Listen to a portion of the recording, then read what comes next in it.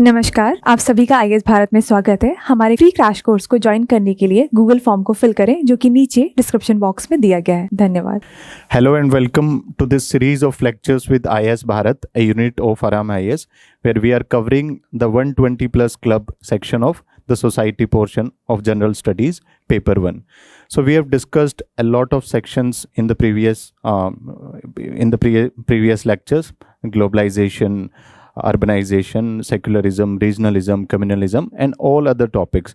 So in today's lecture, we would be discussing two more important topics from which generally questions are asked. First is the salient features of Indian society, and second would be related to women and women-related organizations and women-related issues. So these are two topics from where questions are generally asked.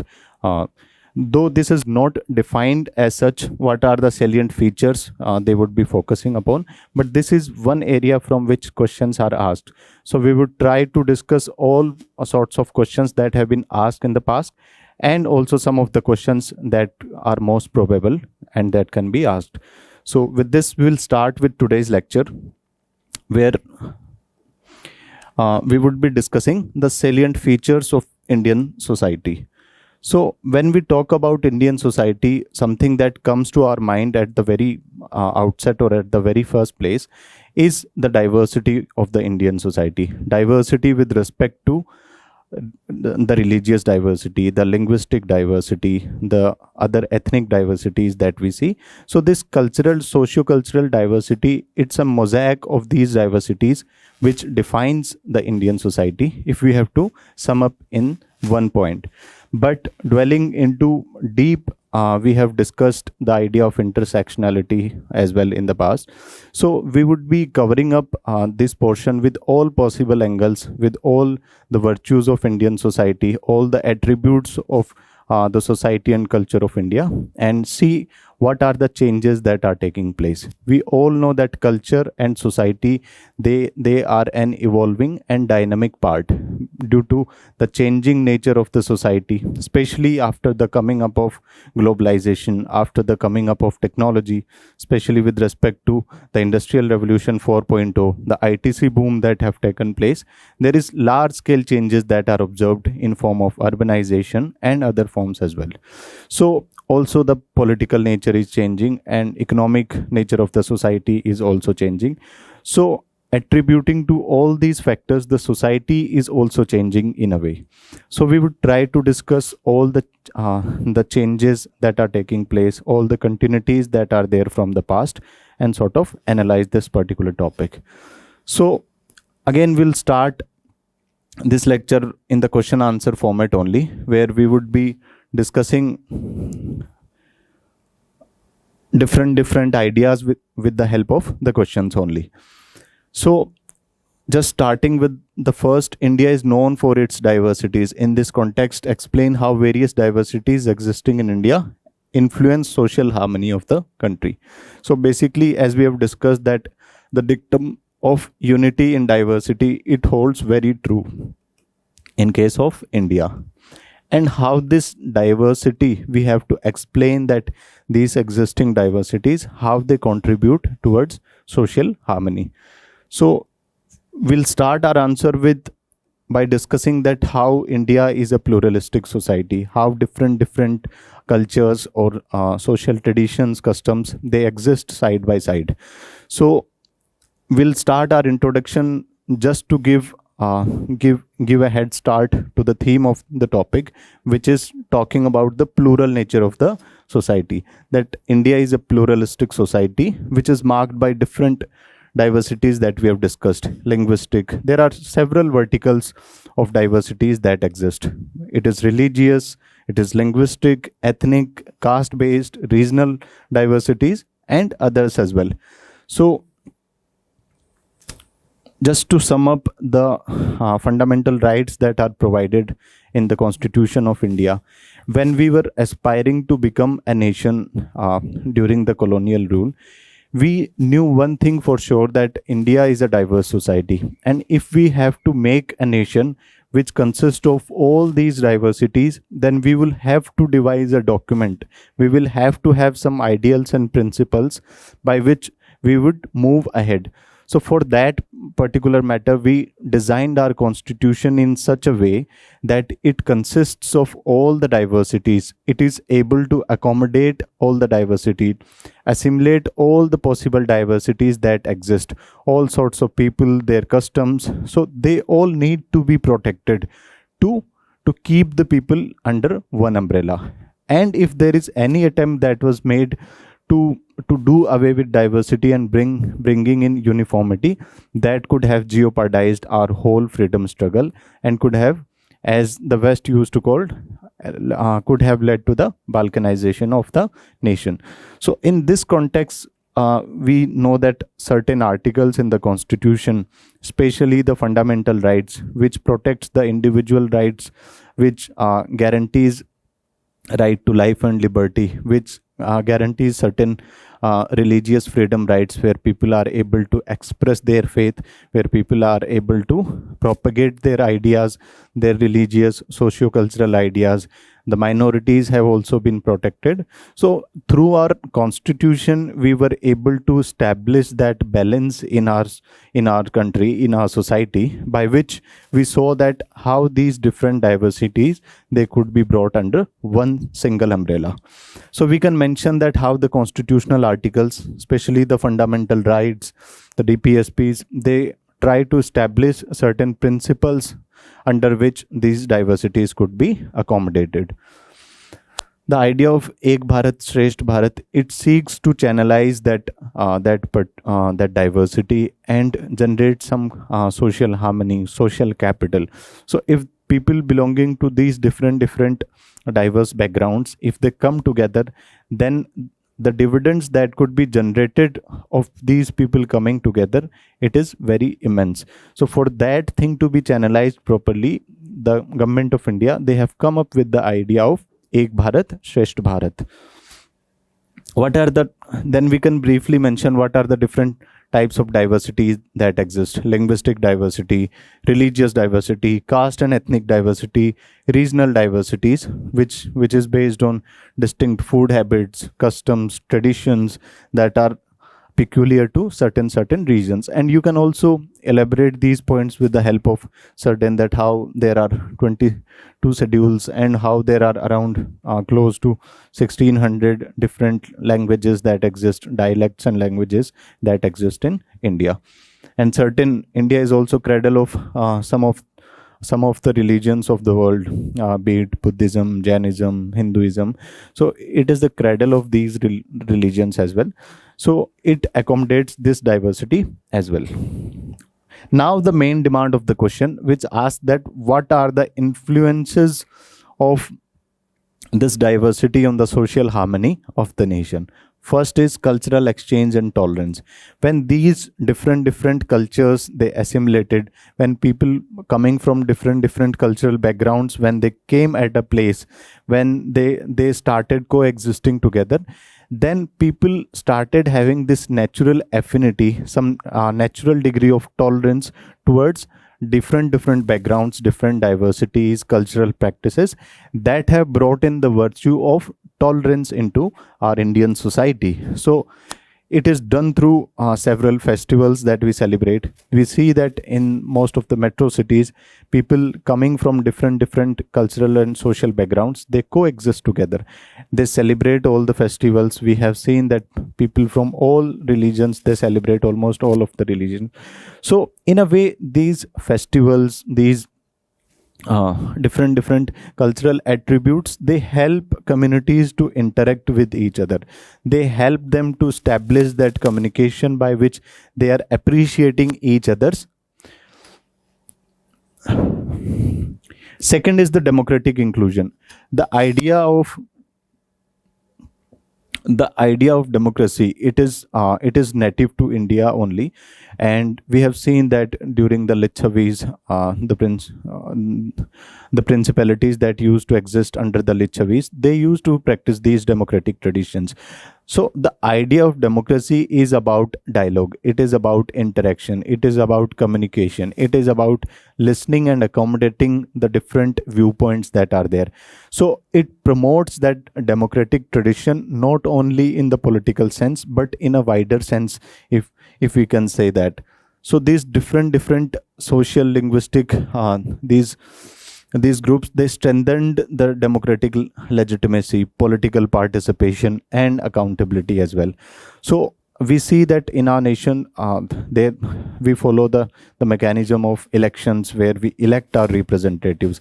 So people, those who are getting elected, they have to also accommodate with the different diversities. Let us say in a particular constituency, there are different people belonging to different diverse and diverse social groups. So these people, they have to accommodate, if they have to get elected, this diversity. So in a way, this is legitimizing that diversity and promoting that social harmony. Social resilience have also increased as a result of this.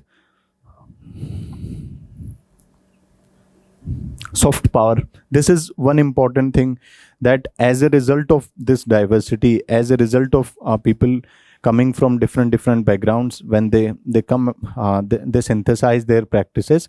So this has generated several virtues for our nation. We see that in the form of yoga, we see that in the form of Ayush medicines that we follow, which are traditional set of medicines, and several other traditional practices which also hold some sort of relevance even today.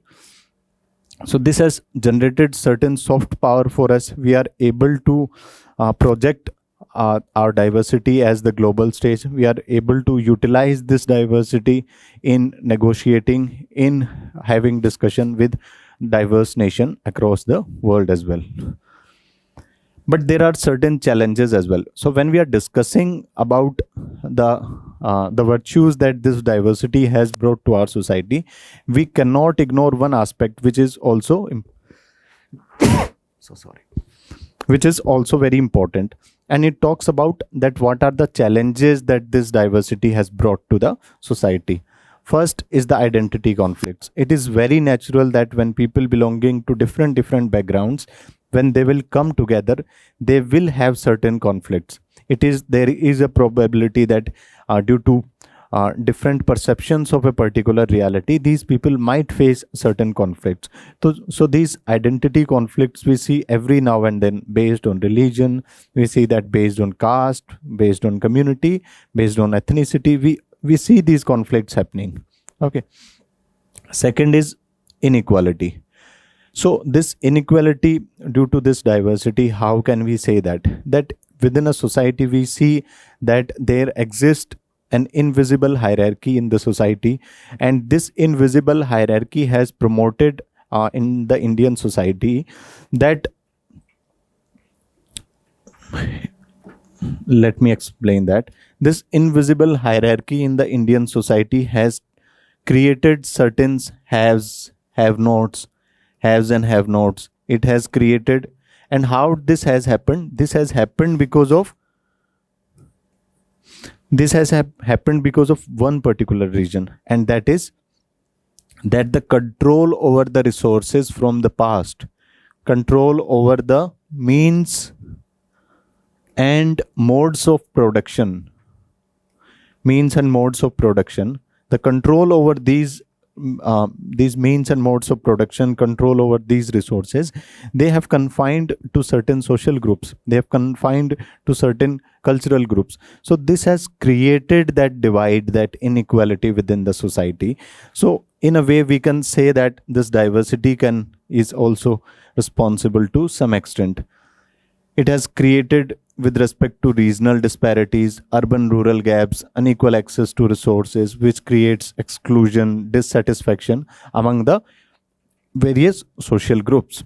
Social fragmentation. This is again one important thing, that when we are having a diverse society, people would be having different viewpoints on a particular topic.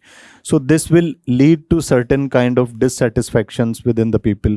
Some people might feel excluded, as a result of which there are these tendencies which come, stereotyping, misinformation, and there's a modern component as well.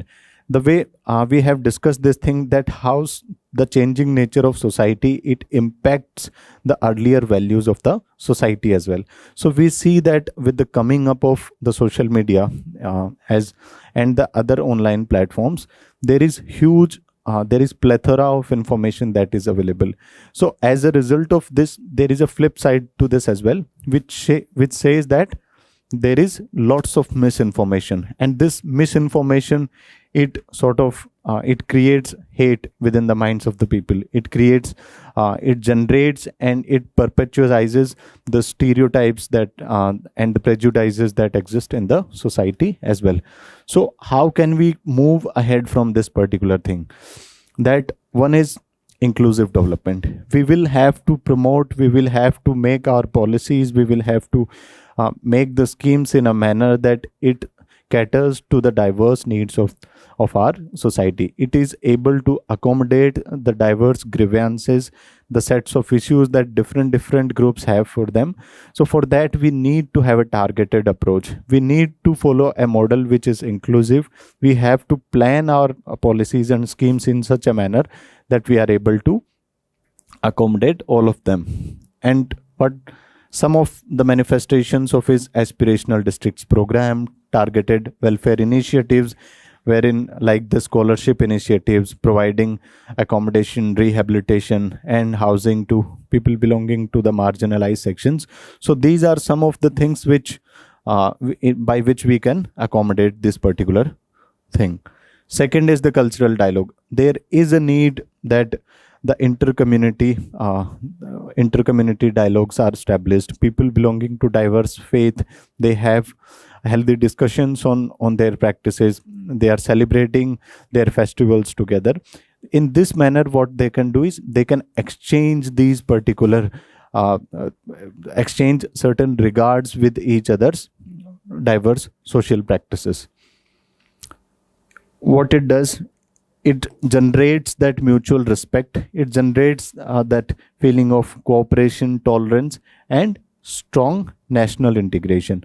So if the diverse society is integrated, if it is able to accommodate that diversity at the foundational, at the base level, then we can say that the edifice or the building of nation that would be developed over this society, it would be more stable, it would be integrated, and it would be more strong. Then we can conclude this particular thing, that how this, if it is channelized properly, how it can sort of help the Indian society to reach its highest stages. Next is the spirit of tolerance. So we will be discussing these different aspects, different features of the Indian society in form of the questions. First, we have discussed the diversity is one feature of Indian society. Second is the tolerance. The spirit of tolerance is another feature of Indian society.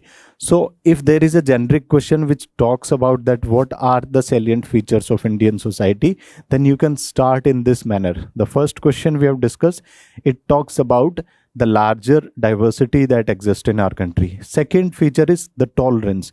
And where did this tolerance come from? We can trace it historically, that people from different regions across the world, they have come to India. We have seen from the ancient times, whether it were the Hunas, the Kushans, the Greeks, they came to India and they assimilated into the Indian culture.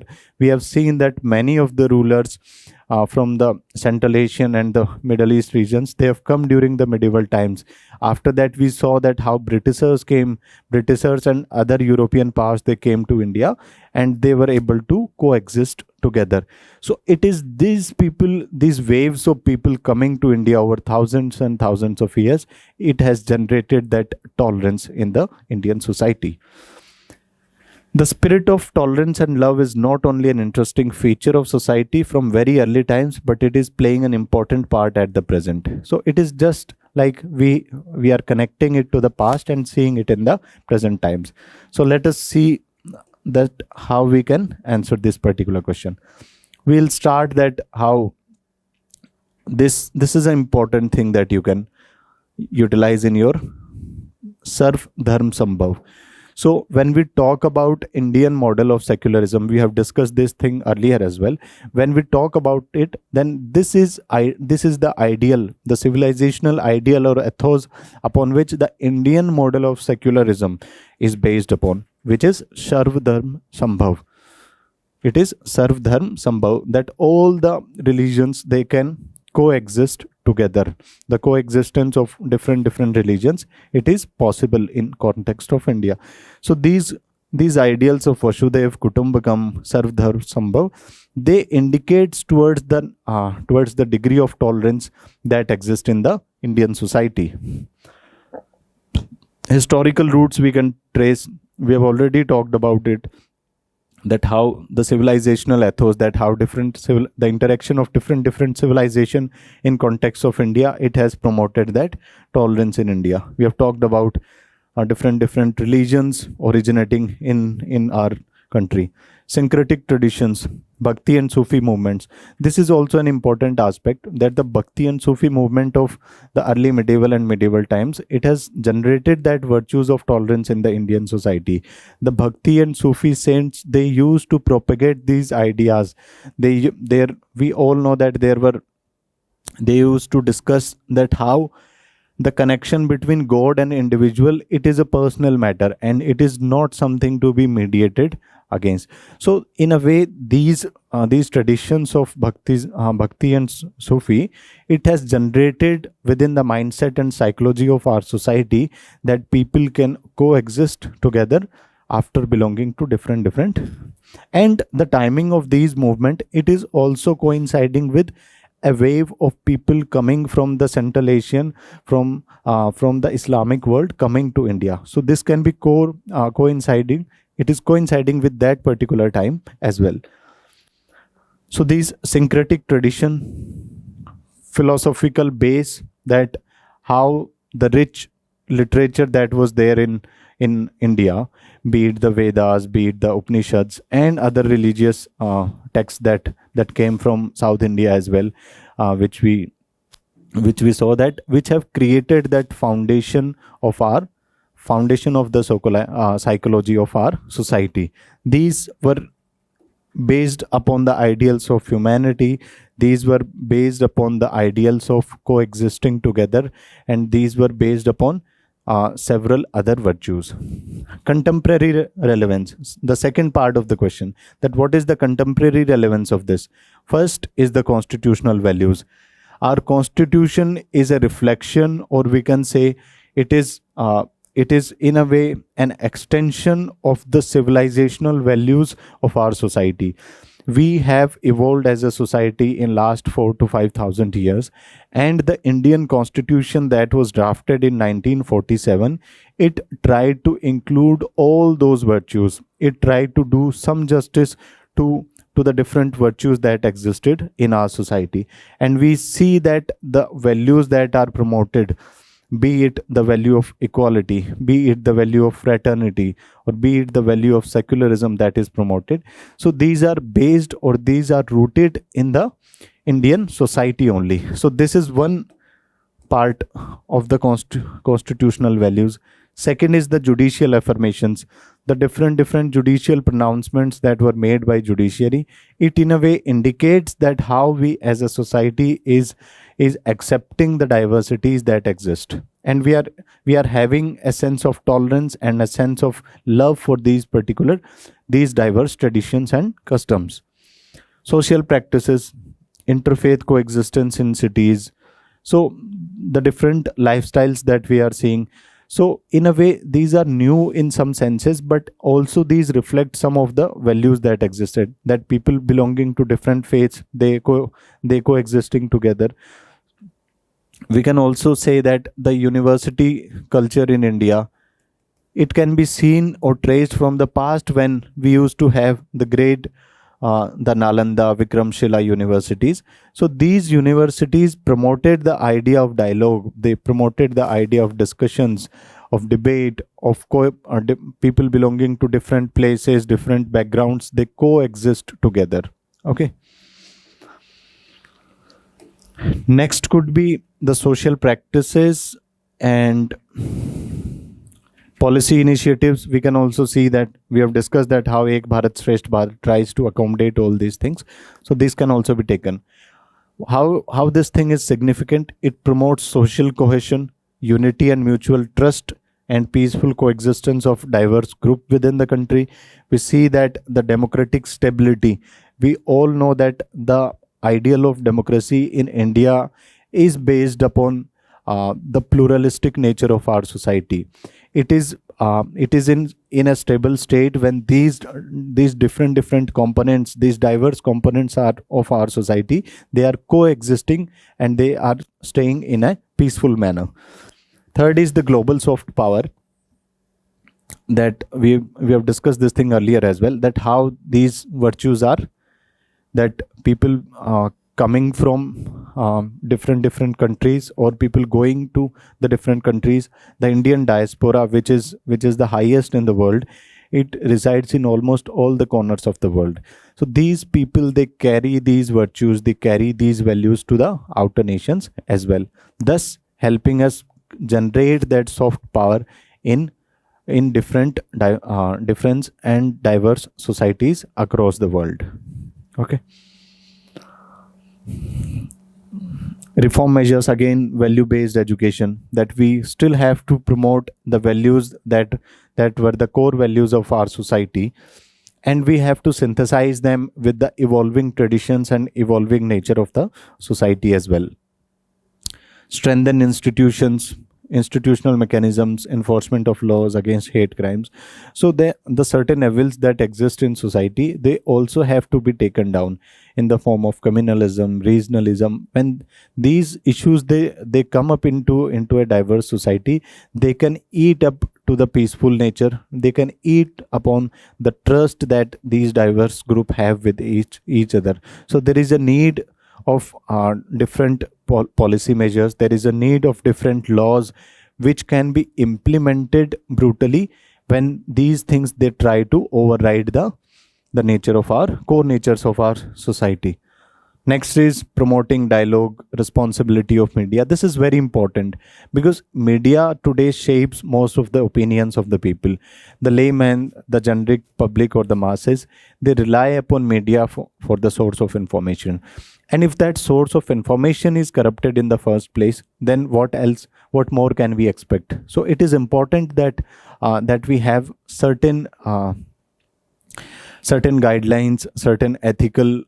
We know that in 2021 the government brought the IT media ethical rules and regulations in 2021. So in a way, these guidelines they try to hold the media campaigns, the media houses accountable for what information they are providing to the society. Caste system has been a unique feature of Indian society. So we are discussing the third feature of Indian society, which is caste system. We have discussed about diversity. We have discussed about tolerance. Now we are discussing caste system. How will the recently announced caste census help in tackling the caste-based disparities in India? It is very important because the government of India, it has announced that they would also conduct a caste-based data collection or census with the coming up census. So this is a major development, especially when we know that caste is a reality. Caste is very much there. It is a reality of our Indian society, and that particular thing getting reflected into the government documents, then it brings some importance from the current affairs section, and this can be a probable question this year or the next year for sure. Caste, then we can briefly describe how the caste is a historically structured social hierarchy, how this has become an important unit of organization in our society. So caste in itself is not an issue. Let us understand this thing. Caste, it talks about, it is a unit around which people, they try to organize themselves. Let us say 10 people from a certain region, they decided to form a group, and that was called as a caste. When did this thing started becoming an issue? This thing started becoming an issue when this caste was based upon the birth.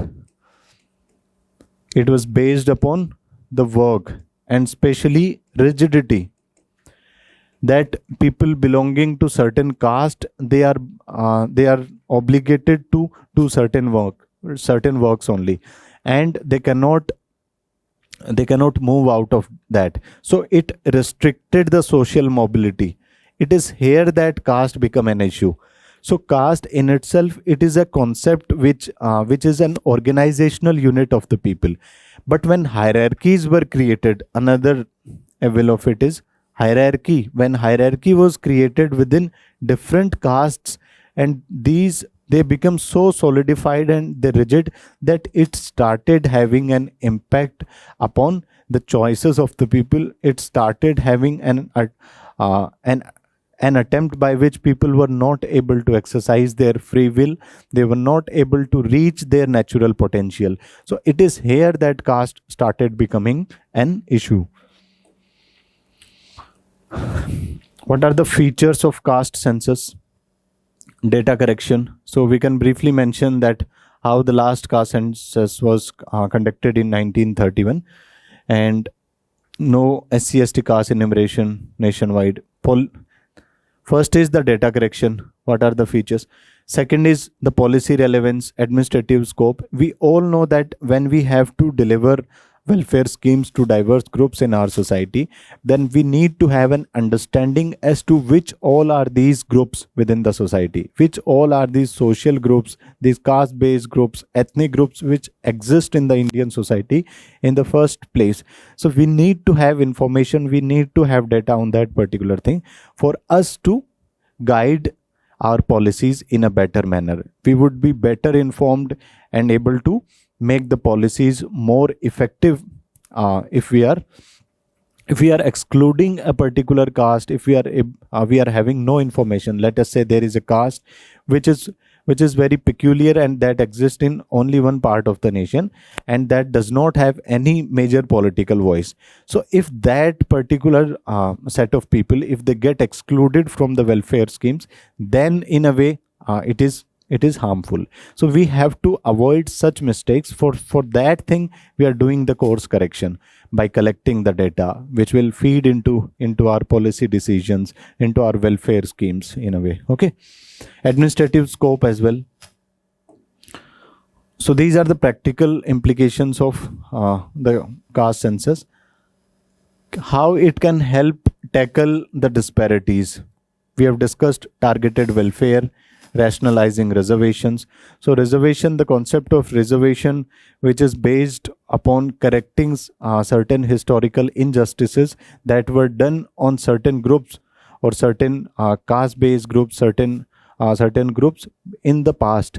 So to generate that level playing field, to bring these people at par with those who historically had certain advantages, to bring at par with them, the concept of reservation is there. So for that thing to become more rational, we need to feed that particular mechanism with a data set which provides the information, which provides the real information about the society. Inclusive development in promoting. We have known that regional planning, the poverty alleviation programs that would be there. So these all would be they would be implemented better, they would be designed better if we have good set of data. Political representation will also improve, and it will deepen with the coming up of more and more data. The delimitation would be impacted as a result of this. The reservation that is there in the different houses of be it at the state level or at the national level. So there would be changes with respect to that as well. What are the issues of this particular move? One is the risk of politicization. We all know that caste-based politics, it is a reality in India. So this electoral gains from electoral and vote bank politics that can generate, it can sort of create certain level of polarization in the society. Methodological challenges are also there. overlapping identities, classification complexities, inconsistent reporting practices. So these are some of the practical challenges that can also be highlighted, that people, they expressing their caste, they having a perception, and also in a way accounting that diversity, which is very complex at the societal level. So to account all these things, there are certain practical challenges as well. Privacy concerns are also there, that these caste based informations, what if they are misused in a digital era? This has become all the more important and prominent, that what if these things are misused? What if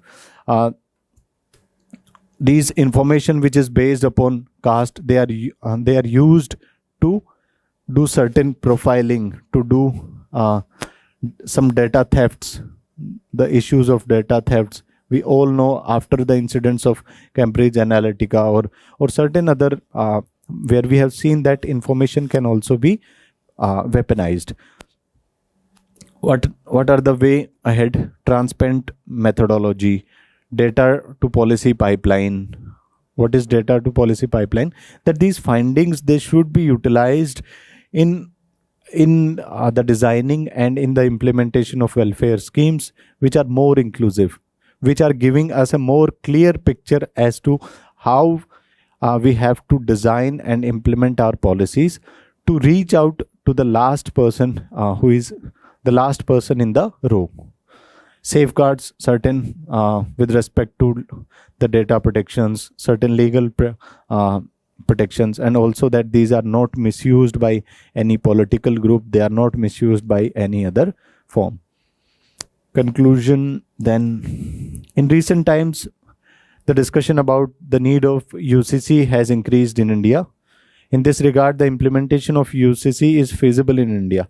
So this basically talks about, we have discussed this in the secularism topic in detail, but we'll briefly see that is it in a society which we have discussed, India is, the different features, is it feasible to implement UCC in India?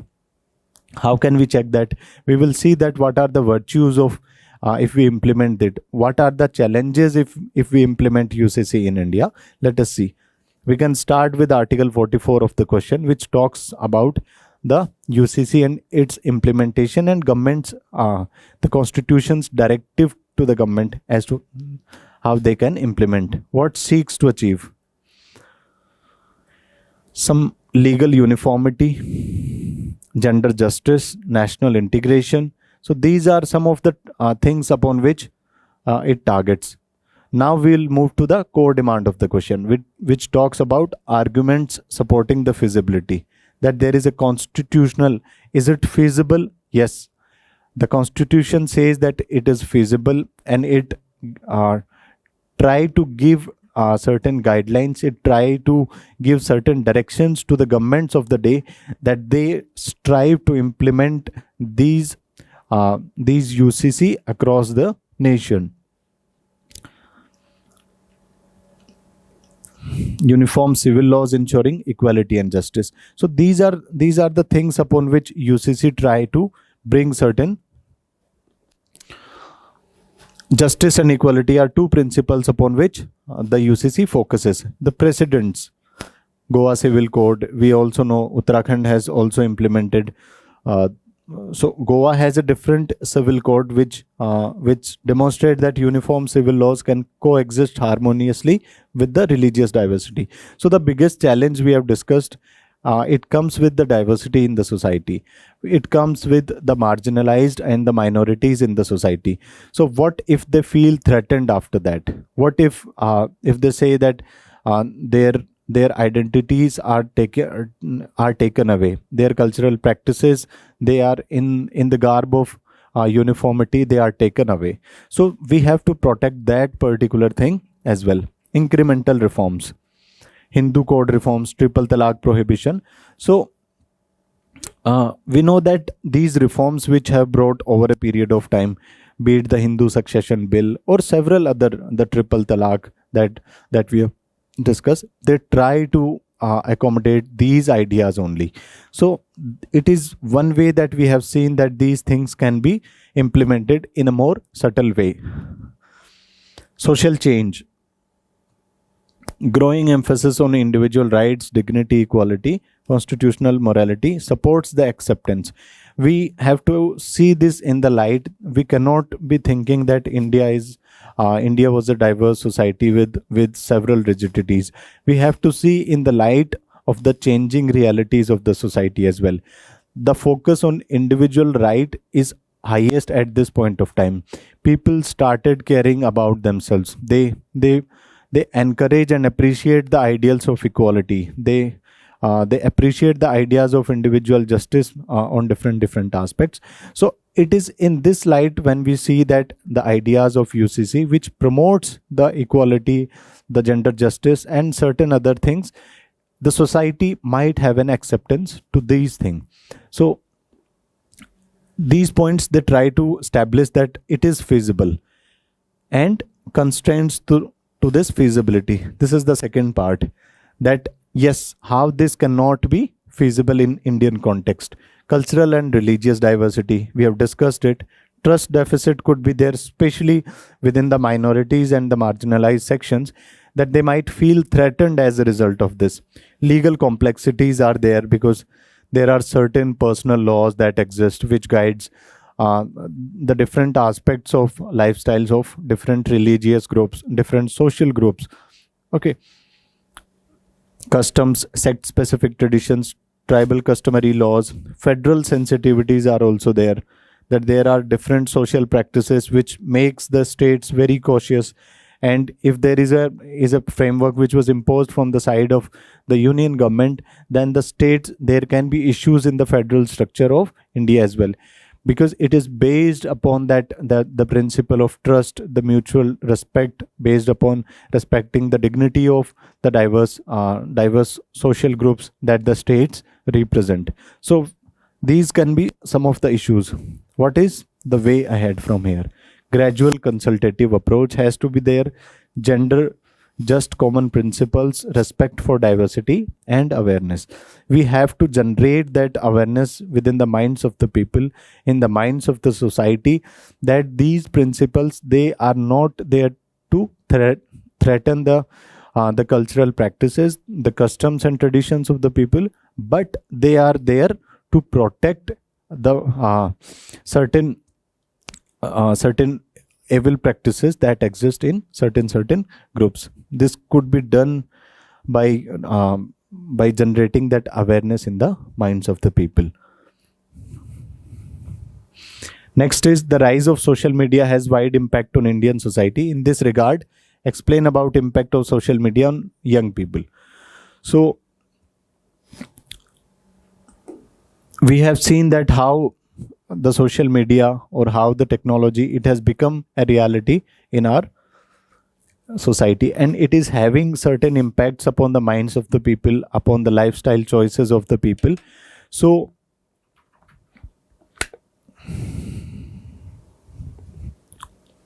battery hai na isme? ठीक है, it's okay, we'll continue it from here. So when we are seeing that how this social media or how technology is having an impact upon the minds of the people, then we can start with a very brief data set which is provided by the Ministry of Information Technology, which tells us about the internet users. We can also tell about the social media users in the country to start with our answer. Social media youth interference. Now we will discuss that what are the impacts this is having. Hyperconnectivity, affordable smartphones, low cost internet enables continuous communication, rapid content sharing, peer interaction. So this is one implication of how social media is impacting the lives and mindset of the people. Second is the algorithmic exposure, that personalized algorithms, they amplify. We all know the importance of algorithms in the current times. We know that how our choices, whatever we think, whatever we talk, they are the very next moment they are reflected in our phones. We see that on our social media platforms. We see that on different websites and platforms that we utilize to do shoppings as well. So this algorithm exposure is one side of it. Second, some of the positive impacts that it has helped people in educating. There are certain other evils of it, that the fear of missing out. This is one issue that is faced. Second is reality distortion. Reality distortion. That people are not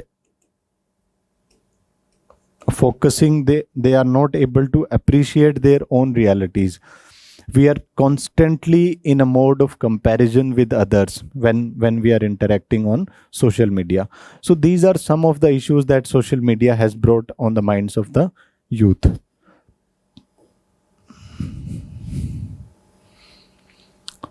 Positive impacts, civic engagement. We have seen that how some of the certain youth-led campaigns, we have seen that in the case of the Cockroach Janata Party or several other protests where people have expressed their grievances properly. The young population of the country, it is expressing that what are their demands, what are the issues that they are facing, be it in education, be it in healthcare, or with the basic infrastructure of the country. Entrepreneurship and jobs. Identity and voice. So we have seen that how these social media platforms, they have provided voice to the youngsters of our country. There are certain issues that are associated with this: mental health issues, misinformation and polarization, cyber risks, cyberbullying, online fraud, identity theft. So certain issues that are especially faced by women, faced by people belonging to LGBTQ communities. So these are some of the cons of this particular aspect. Productivity and addiction. What are the reform measures? Regulation, digital literacy, mental health support, platform accountability. So the solution, it has to be an overarching solution. We have to hold the platforms which are promoting or sort of running these algorithms. We have to hold them accountable for the things that appear on these platforms, of how these algorithms, they work particularly. Okay. Digital literacy is one important thing that has to be there. We have to make it part of our curriculums. We have to make it an essential component of how people are made aware in the first place. When the kids, they are made aware that what are the pros, what are the cons of using social media, and what is the direction within which this thing has to be used. We can conclude it then.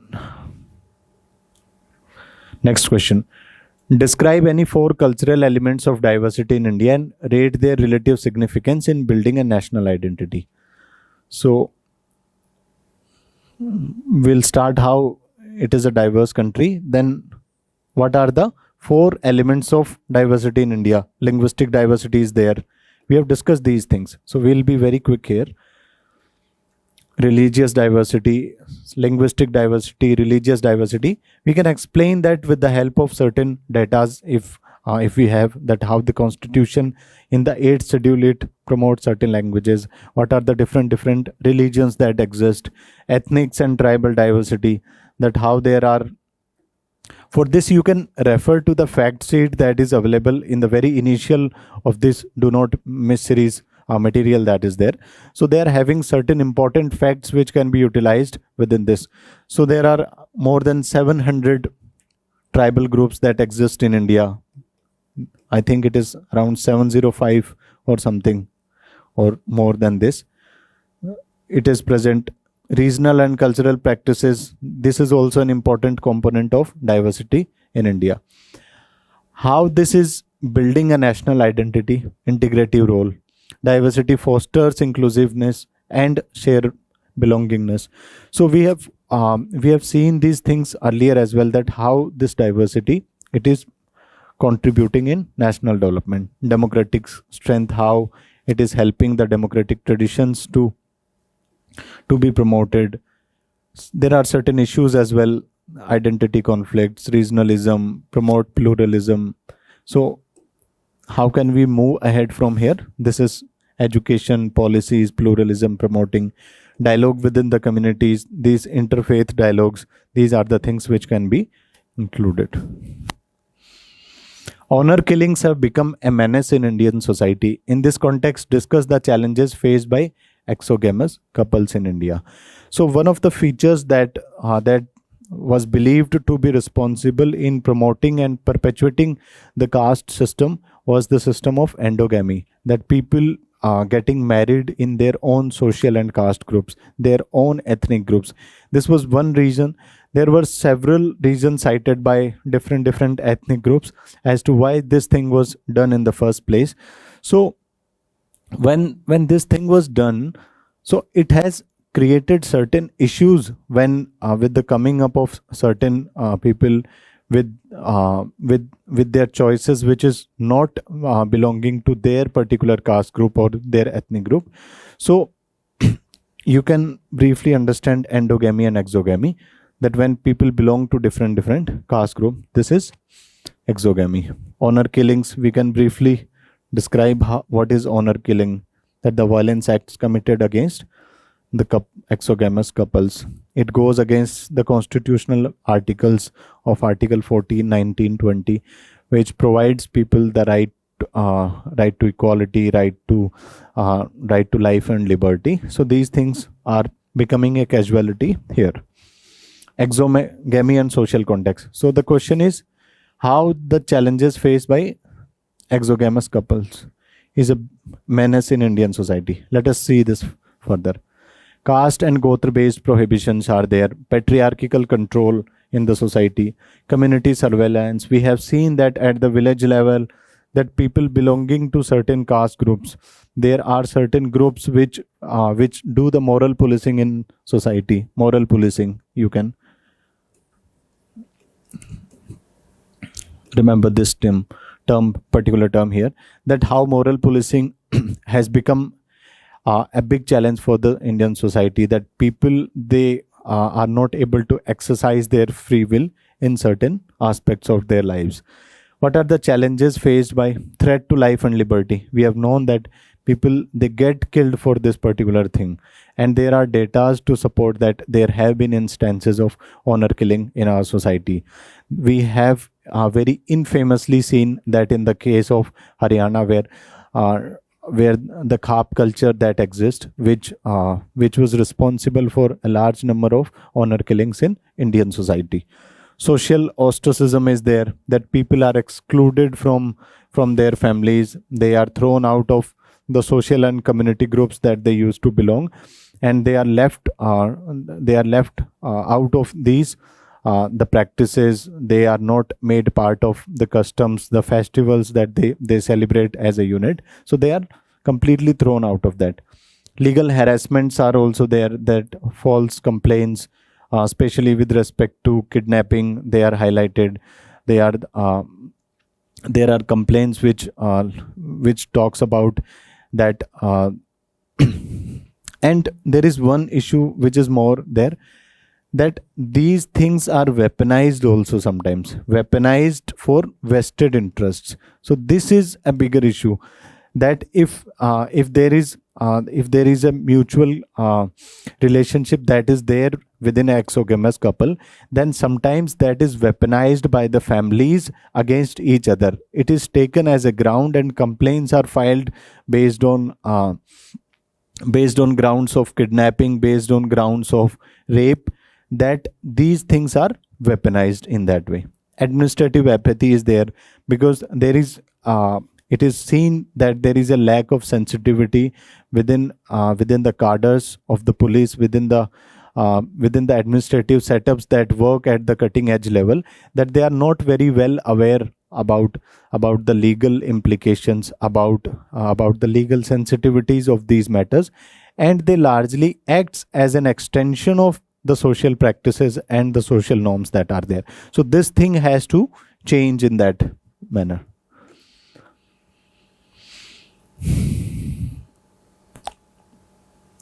Psychological trauma is there of displacement, separation, forced separation. We have seen that this is then leading to certain issues in the institution of marriage as well.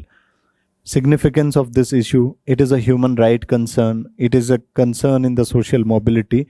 We have discussed this thing earlier only, that how endogamy, it perpetuates this or it solidifies this idea of social mobility, that if people are getting married within a particular caste group only, then the rigidities that are associated with that particular caste group, they remains then and there only. They are not getting challenged, and something is, if something is not getting challenged, then we can say that there are certain issues with that.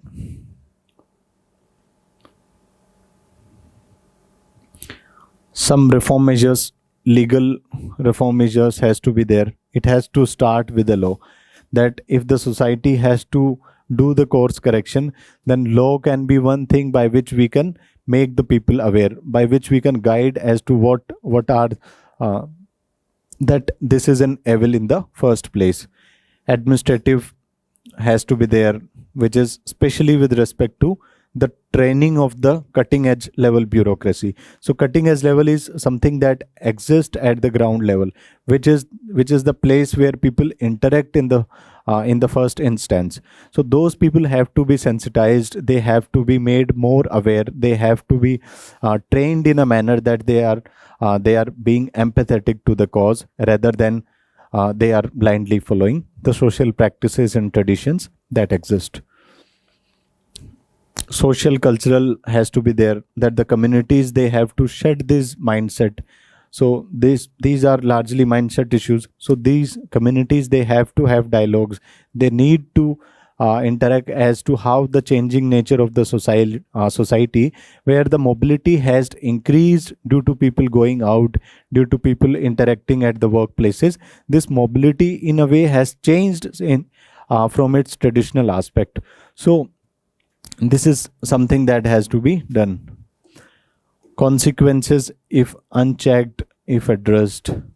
Continuation of honor-based violence. It will, if these practices they continue, they sort of create that fear in the minds of the people, and the social systems and the practices which were not good enough, they will stay there only. Okay. If they are addressed, what are its virtues? Despite constitutional guarantees, marriages continue to remain a site of social control in India. So this is also again based on the interfaith and intercaste marriage only. So Supreme Court in Safin Jahan case, which was the very famous case, which was called as the Hadia case as well. The Hadia case, which we know it, that the choice of a partner is a fundamental aspect of individual liberty under Article 21. So you can start every answer of marriage or caste base with this particular judgment, and you can quote it in your points, you can quote it in the conclusion part, that how the Supreme Court of India, it has asserted that it is an essential part of the Article 21, which guarantees people to make their choices of a life partner. How it is a site of social control, we have discussed this thing in detail earlier only. Endogamy is there, and that is, we have data for this particular, that 90% of Indian marriages, they are within the same caste. This is National Family Health Survey 5th, which is the latest edition, which it says that there is 90% of the marriages that is happening within their own caste group and social group. What are the challenges? We have discussed it: social ostracism, violence and honor crimes, administrative and legal hurdles because of this. So Indian families are witnessing continuity amidst change. Examine the changing nature of family institution in contemporary India. So this is family as a unit. This is an important topic in the social studies, especially in India. We know that family is an essential unit of organization. It is a unit upon which the Indian societal system is organized. Let us say this is a cultural group. Within this, there are several families that are there. So family, is that fundamental unit around which people are organized, and it is based upon their blood relations. Okay. So the question talks as to there are certain changes that the Indian families are witnessing, and there are certain continuities as well. Examine the changing nature. So we have to see what are the changes that are taking place in Indian context. AMSA, the family in India, argues that while the structure of Indian families evolve with modernization, so this is some quotation from the book, Changing Nature. We all know that the first point has to be there is the rise of the nuclear families. We know that due to urbanization and with the increasing work culture traditions that have come in, where people have had greater mobility, they have started moving out of their places. What this has led to, and also one of the more important reasons, is that with the reduced dependency of the people for doing economic activities, for carrying out social customs, their dependencies have reduced to a great extent, and as a result of this, there is a rise of nuclear families. Smaller family size, we all know that is happening. Emergence of diverse forms, single parent families, child free couples, live in relationships. So these are some of the traditions that have come into the family traditions that used to exist. That when people they are working, there are working couples that are more and more. So what they are prioritizing is that they not having either they are not having children, or the structure of the families in such a way that these kids, they are brought up by the house helps with the house cares only. Okay. Functional changes, economic transformation. We all know that women's workforce participation has increased, care functions are outsourced, that elderly care increasingly supported by institutions and markets. We all know these things. Digital families, technology sustains the emotional bonds within the families. Continuity in the family, persistence of family values. Yeah, we can say that not all the things about the families, they have changed in India. This is one part. Family values, socialization, emotional security and support, they are still provided to a great extent by their native families only. Intergenerational support is there, that people support their previous generations and their upcoming generations. So this has been a tradition in India. Cultural continuity is there with respect to kinship networks, festivals, inheritance practices. What are the challenges emerging from this particular change? We have discussed some of these. Rising elderly isolation is there. Increased marital conflicts, work-life imbalance, and declining intergenerational interaction. We know that when working couples they are having kids, the work-life balance is compromised to a great extent. It is compromised. One more thing that we can add here is with respect to the work burden that has increased upon the females due to their participation into the workforce. They are facing the issue of double jeopardy. How double jeopardy? That they are working in their offices as well, and after coming to home they are taking care of the children, doing the household chores. So in a way, this has led to a issue which is called as time poverty. We'll discuss this thing in detail when we would be discussing women and related issues. So time poverty is one issue that is coming up, especially with the women. What are the reforms that can be suggested? Maintenance and Welfare of Parents and Citizens Act. It is there. Promotion of family-friendly workplaces. Yeah, the crash systems have to be there, and the holidays that are provided for parental care. It is 15 days for the male counterpart. There are debates that this thing should also be increased. Encourage the gender equitable sharing of domestic responsibilities. So these things, they are coming into prominence in the recent times. Next question, that many social conflicts in India arise from the tension between constitutional morality and traditional social morality. Discuss with suitable examples. So we can start this social conflicts in India arise from the tension between constitutional and traditional or social morality. So we have to first understand that what is constitutional morality. We have been understanding this particular thing, which is the second part of the question, which is traditional social morality. So our society had certain values. It used to believe in certain principles and ideals from the past, and after we have a constitution which tries to accommodate the diversity that exists in different social groups, in different cultural groups. It has to have, or it have certain values which promote this accommodation, which promote this coexistence.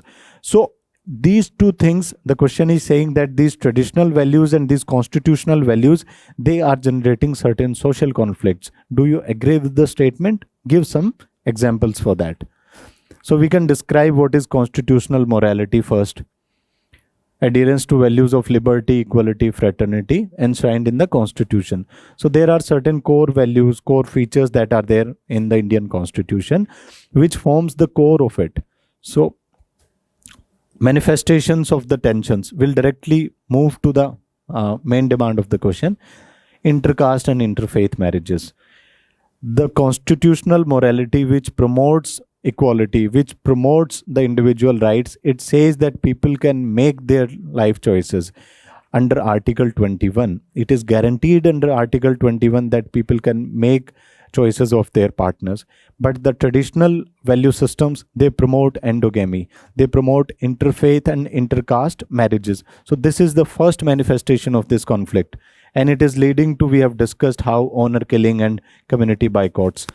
Second is gender justice versus patriarchal norms. Constitutional challenges practices rooted in patriarchy, but the patriarchy still remains a sad reality of the society.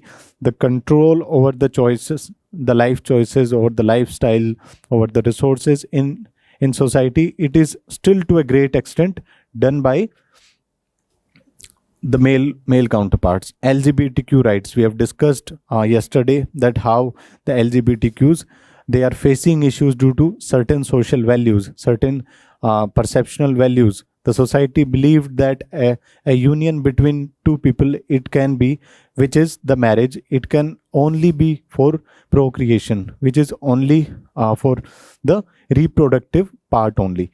So this particular aspect of union, it is not held to be legitimate by the society. Caste based discrimination is there. The constitution talks about equality, but the caste as a reality, it exists in India. So these are the conflicts that the manifestations of the conflicts that we see in our society. Religious practices and reforms. Women entry into Sabrimala temple, but the practices they did not allowed. Significance of constitutional morality, we have discussed it. It protects individual rights, promotes social reforms, strengthens democratic citizenships. What is the way ahead from here? Way ahead is that strengthen the constitutional literacy through education, promote dialogue between cultural traditions. Ethnic diversity in India enriches the nation's cultural fabric, but also poses challenge to social integration. Ethnic diversity in India enriches nation's cultural fabric, but poses challenges to national integration. We have discussed this thing from the very starting, that this diversity, when we were aspiring to become a nation, a united nation, we had this thing in our mind that we have to accommodate this particular thing. So it says that how this, it promotes the cultural fabric of the society, but it is counteracting the idea of an integrated nation. Different communities that exist. You can briefly tell the level or degree of diversity that exists in our country in the introduction part. Significance of ethnic diversity. Cultural enrichment.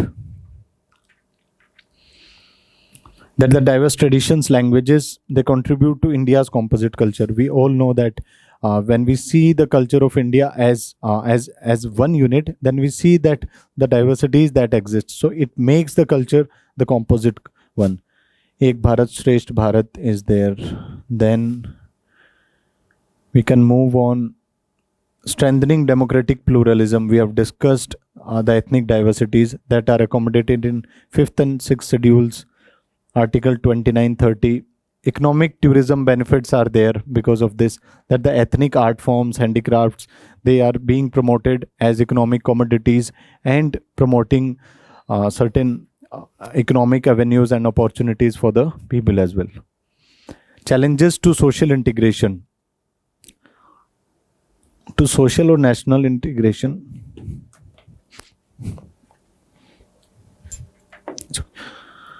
Challenges to national integration. Ethnic assertion and identity politics. We can take the example of Gorkhaland, we take the example of Borderland movement and the conflicts that are happening. You have to remind yourself with one part of the presentation that I always say, that when you are mentioning these diversities, then you can make the map of India.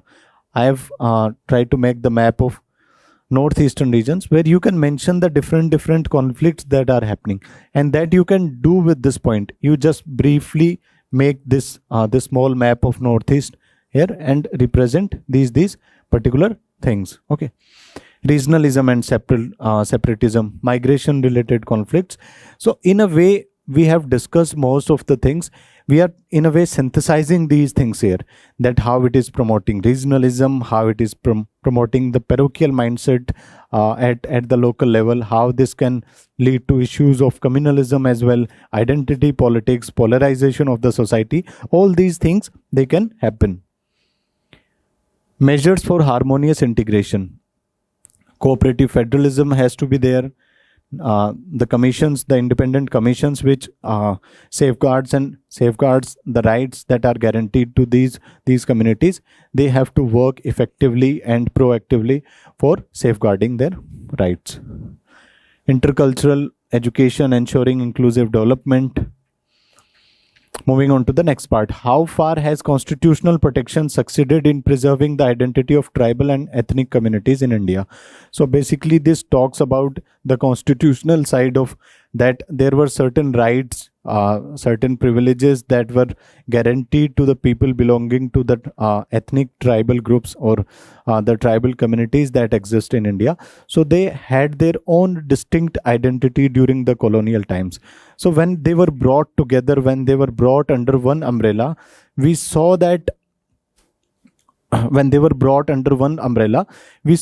these people have to given certain rights, certain safeguards have to be provided for their cultural practices. They remain intact and they do not feel alienated, excluded, or the element of trust that exists for that particular integration, it is not compromised. So how far the constitutional provisions they have succeeded in preserving. The tribal punch seal program, we all know that we adopted the national park approach, wherein that these tribal groups they would be protected. So the first prime minister of the country, they designed this tribal punch seal program, which provided certain safeguards to these people. What are the constitutional safeguards? Let us discuss this thing in the first place. Article 29-30, 5th and 6th schedules, that is there. Representation and empowerment. Yes, cultural and political safeguards. Then we have representation and empowerment. Reservation in legislatures, education and public employment has enhanced political participation. We know that.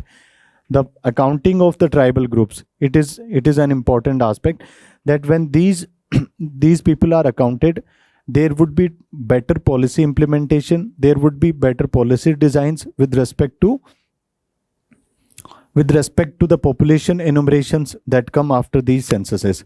Protection of land and resources. We have the PISA Act, the Forest Rights Act that was there. Limitations and continuing challenges. So these were the constitutional provisions and the manner in which the rights of the tribal groups and communities, they have been safeguarded We cannot forget to mention the autonomous councils, the Northeastern Council, the TriFed, how it has extended and provided economic opportunities, the fifth and sixth schedules, the PISA Act. We have to mention all of these things here. Then how these are issues as well. Mining, dams, rehabilitation and displacement is a perennial issue and is a big issue with respect to cultural assimilation. Globalization, migration and commercialization have weakened traditional languages and customs. We have known that after the coming up of globalization, that these multinational companies, they started making inroads to the pockets of these tribal groups. They are doing mining, they are doing other activities. So there are certain issues that are coming up, especially with respect to cultural assimilation. Implementation deficits are there. You can mention, this is an important committee which you can mention. It has extensively talked about the issues that are existing with respect to Zaza committee. It talks about education, it talks about the level of healthcare and several other issues that exist within the tribal groups. So you can, whenever you are discussing the issues, then you can mention that how Zaza committee, it has highlighted these issues as well. Identity or ethnic conflicts, way forward. Strengthening the implementation. Implementation is one thing that has to be strengthened. Recommendations of committees, you can mention this. Promote mother tongue education, culturally sensitive development. Again, you can include terms like Sabka Saath, Sabka Vikas, which is in a way Sabka Saath, Sabka Vikas. So in a way, this talks about the inclusive development. It talks about when we are discussing the ideals of Amrit Kal, when we are discussing the ideas of Vikshit Bharat by 2047, these things have to be taken care. These groups have to be on board for that thing to become successful.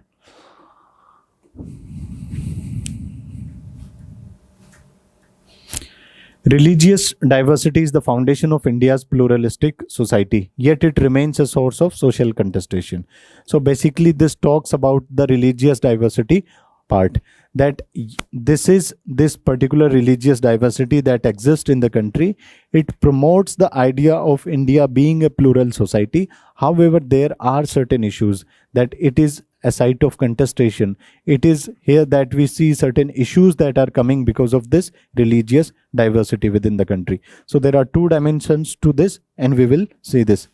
All India is home to all the major world religions and numerous interfaith. Religious diversity as the foundation of pluralism. One, civilizational heritage. The coexistence. First, we will mention that how India is a cradle of many of the religions of the world, be it Jainism, be it Buddhism, be it Sikhism, be it Hinduism. So these religions, they have originated on the Indian subcontinent or the Indian land. So this is one point. Second is their coexistence from thousands of years, from hundreds of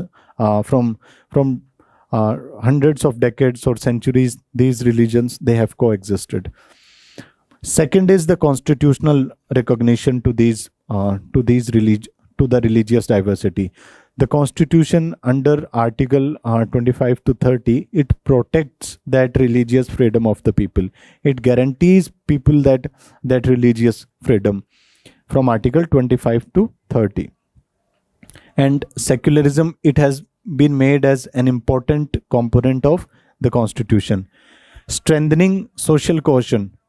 We all know that with the different festivals, pilgrimages, people are interacting on a regular basis. Different faith, we have discussed that how in the metro cities or in the cosmopolitan cities, we see that people, they celebrate each other's festivals. They are being part to each other's festivals, and in this way they are establishing that interfaith dialogue, that intercommunity dialogue. Second part of the question is religious diversity as a source of social contestation, communal tensions and violence, politicization of the religion. We have discussed these things in great detail. Politicization of the religion, conflicts over personal laws and social reforms.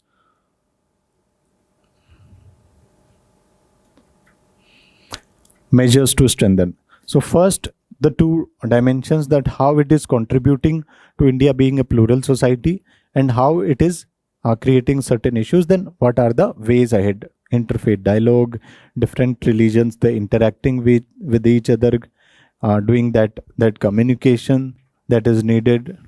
Okay.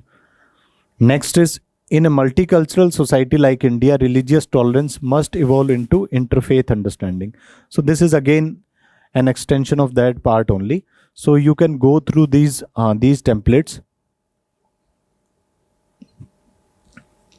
Moving on to the next part, the three language formula remains relevant. So this talks about the linguistic diversity part of Indian society. So we are touching upon all that. We have talked about the religious diversity earlier, the several caste diversity, the several other features of the society. Now we are talking about the three language formula remains relevant in promoting national integration in contemporary India. Analyze. So the three language formula was recommended by Kothari Commission and incorporated in National Education Policy of 68. Seeks to balance regional identity, national unity, and global engagement through multilingual education. So we have to understand that it is very important that the medium in which students they start their pedagogy, it is these foundational languages which goes on to create the level of learning that people have, the level of understanding that kids and students they develop over a period of time. So it is always recommended that one of the languages within which the kids should be taught, it has to be the mother tongue, because it is in mother tongue the students they understand most of the things. So this has to be an integral part of our curriculums and pedagogy. So that talking about the three language formula here, so this is an important aspect which was first mentioned by the Kothari Commission and was part of the education policy of 1968. Since then we are seeing that this three language formula, it has been in news. It was a debate, great debate that was there. So what were the ideals that this three language formula it intended? It intended towards protecting the regional diversity, that one of the languages has to be the regional language within which to which the person belongs. The third would be national identity, that national unity. So there has to be a language, there has to be an understanding of languages which could develop and which could promote the idea of nation by which they are able to interact within the country. Third is the idea that of international engagements, that there has to be a language within which people are able to communicate, and these directly relate to the economic opportunities that people get. These directly relate to the different avenues that people generate over a period of time. What was the significance in promoting national integration of the three language formula? Linguistic inclusiveness encourages learning of mother tongue, Hindi and English or other Indian language. Promotes mutual understanding among diverse linguistic communities. Strengthening national unity. Facilitates cultural exchange, interregional communication. So these are some of the terms which can be used: cultural exchange, interregional communication, to which we have already discussed. Preservation of regional languages. Yes, when we are promoting the three languages within which one is the regional language, we are in a way being sensitive that there is a space for the regional languages as well. Enhanced mobility. Limitations and criticism. Uneven implementation. The formula has been implemented differently across the states. Some states, notably Tamil Nadu, continue to follow a two-language formula. So this is a great debate. Sometimes it is reflected as a federal issue as well, that the union government pushing for the three-language formula, but several of the states, including the southern states like Tamil Nadu, they continue to follow the two language formula. So this is a great debate that goes on. Perceived linguistic imposition. This is one of the biggest reasons that this three language formula, this has not come into practice, that some of the regions, some of the people belonging to different states, they believe that Hindi is being imposed. So this imposition, this fear of imposition is something that is creating the biggest of the hurdles, and we have to take care of this thing in the first place. There are some practical challenges to it. What are these? Shortage of qualified language teachers and learning resources.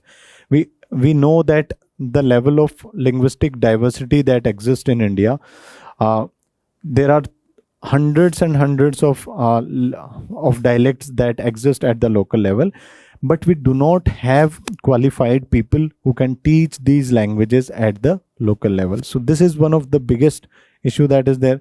Second is increased academic burden on students in some regions, that if we are teaching three languages only, then it is creating some kind of pressure on the minds of the young minds.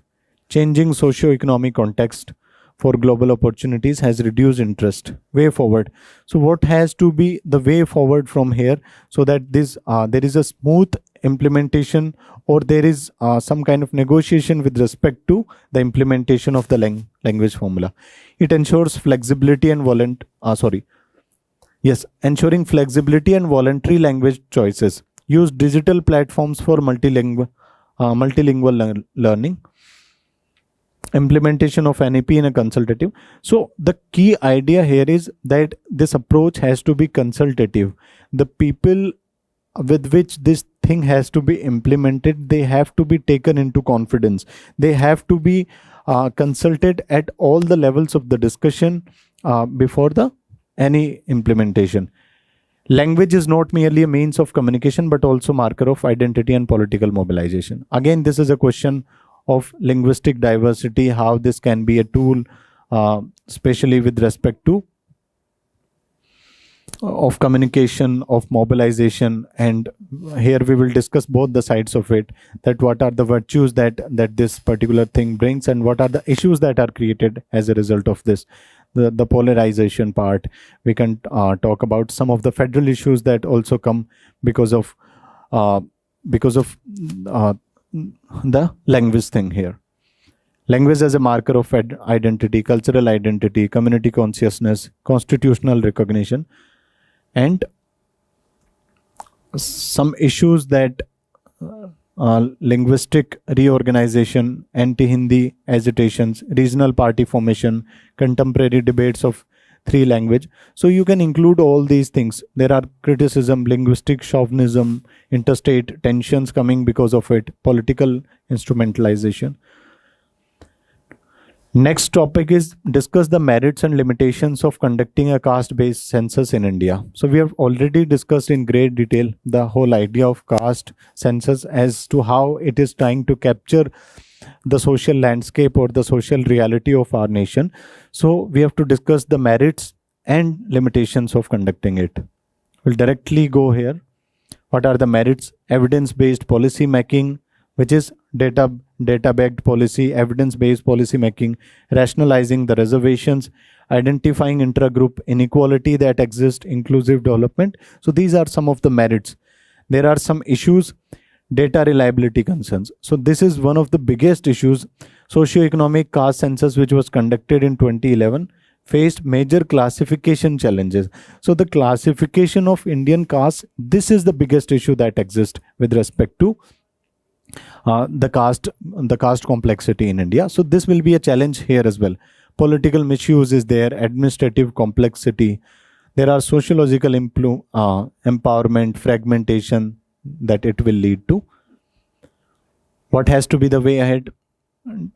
Deprivation based approach, institutional safeguards have to be there, decoupling from immediate politics, periodic review mechanisms.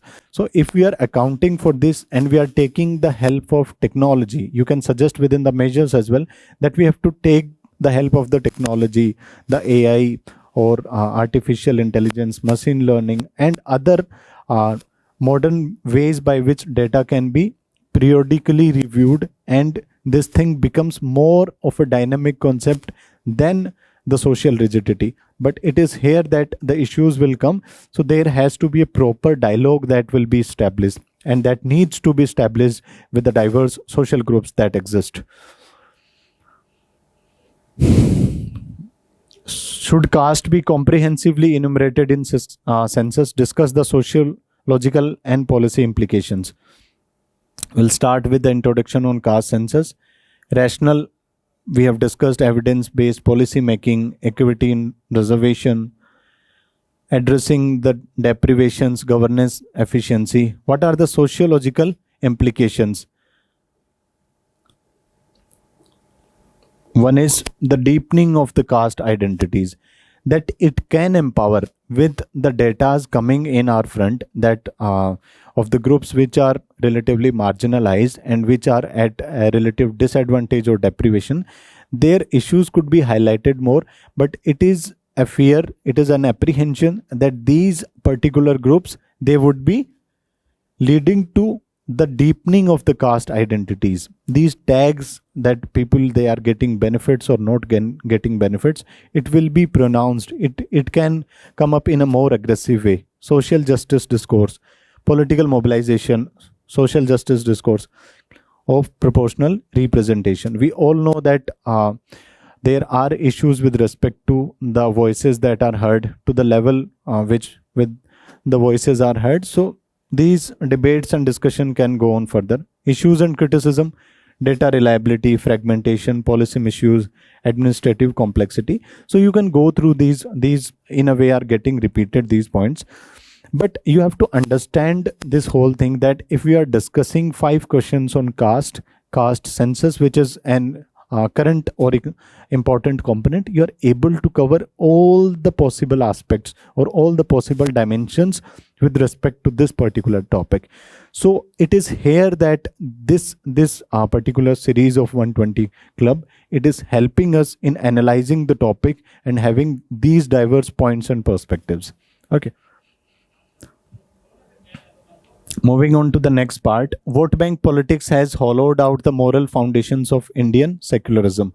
So this is a connection of 2 topics, that vote bank politics, which can be manifested in different forms, especially with respect to the diverse identities that exist in the Indian society, be it the social identity, be it the religious identity, or other manifestations and forms of these diverse identities, and how they are hollowing out the ideal of secularism in India.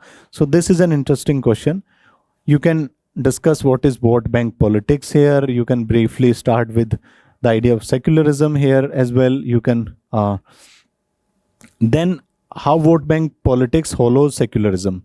Selective appeasement. This is the first point, that when people belonging to certain identity groups, when they come into power, and when they come into power based upon the support of these certain groups, then they would make policies which are targeting particular social groups. We have seen that the implementation of certain policies, they happen in such a manner that they create certain advantages and sometimes create certain discrimination against some particular groups. So this is first issue, that selective appeasement. Second is politicization of the religion.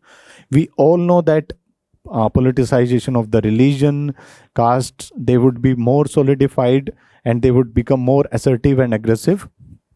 Erosion of neutrality.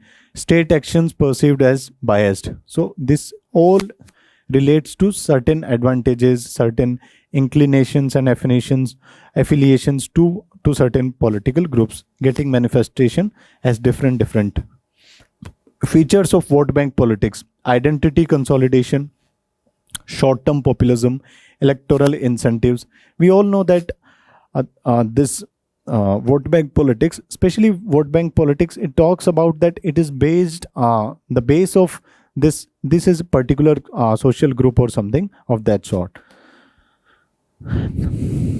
Consequences, weakening of constitutional morality. It is very obvious that the constitutional ideals, they would be compromised if the people coming from certain identity groups, if they are appeasing, if they are selectively appeasing or they are helping out certain groups, then it is bound to create issues for constitutional morals.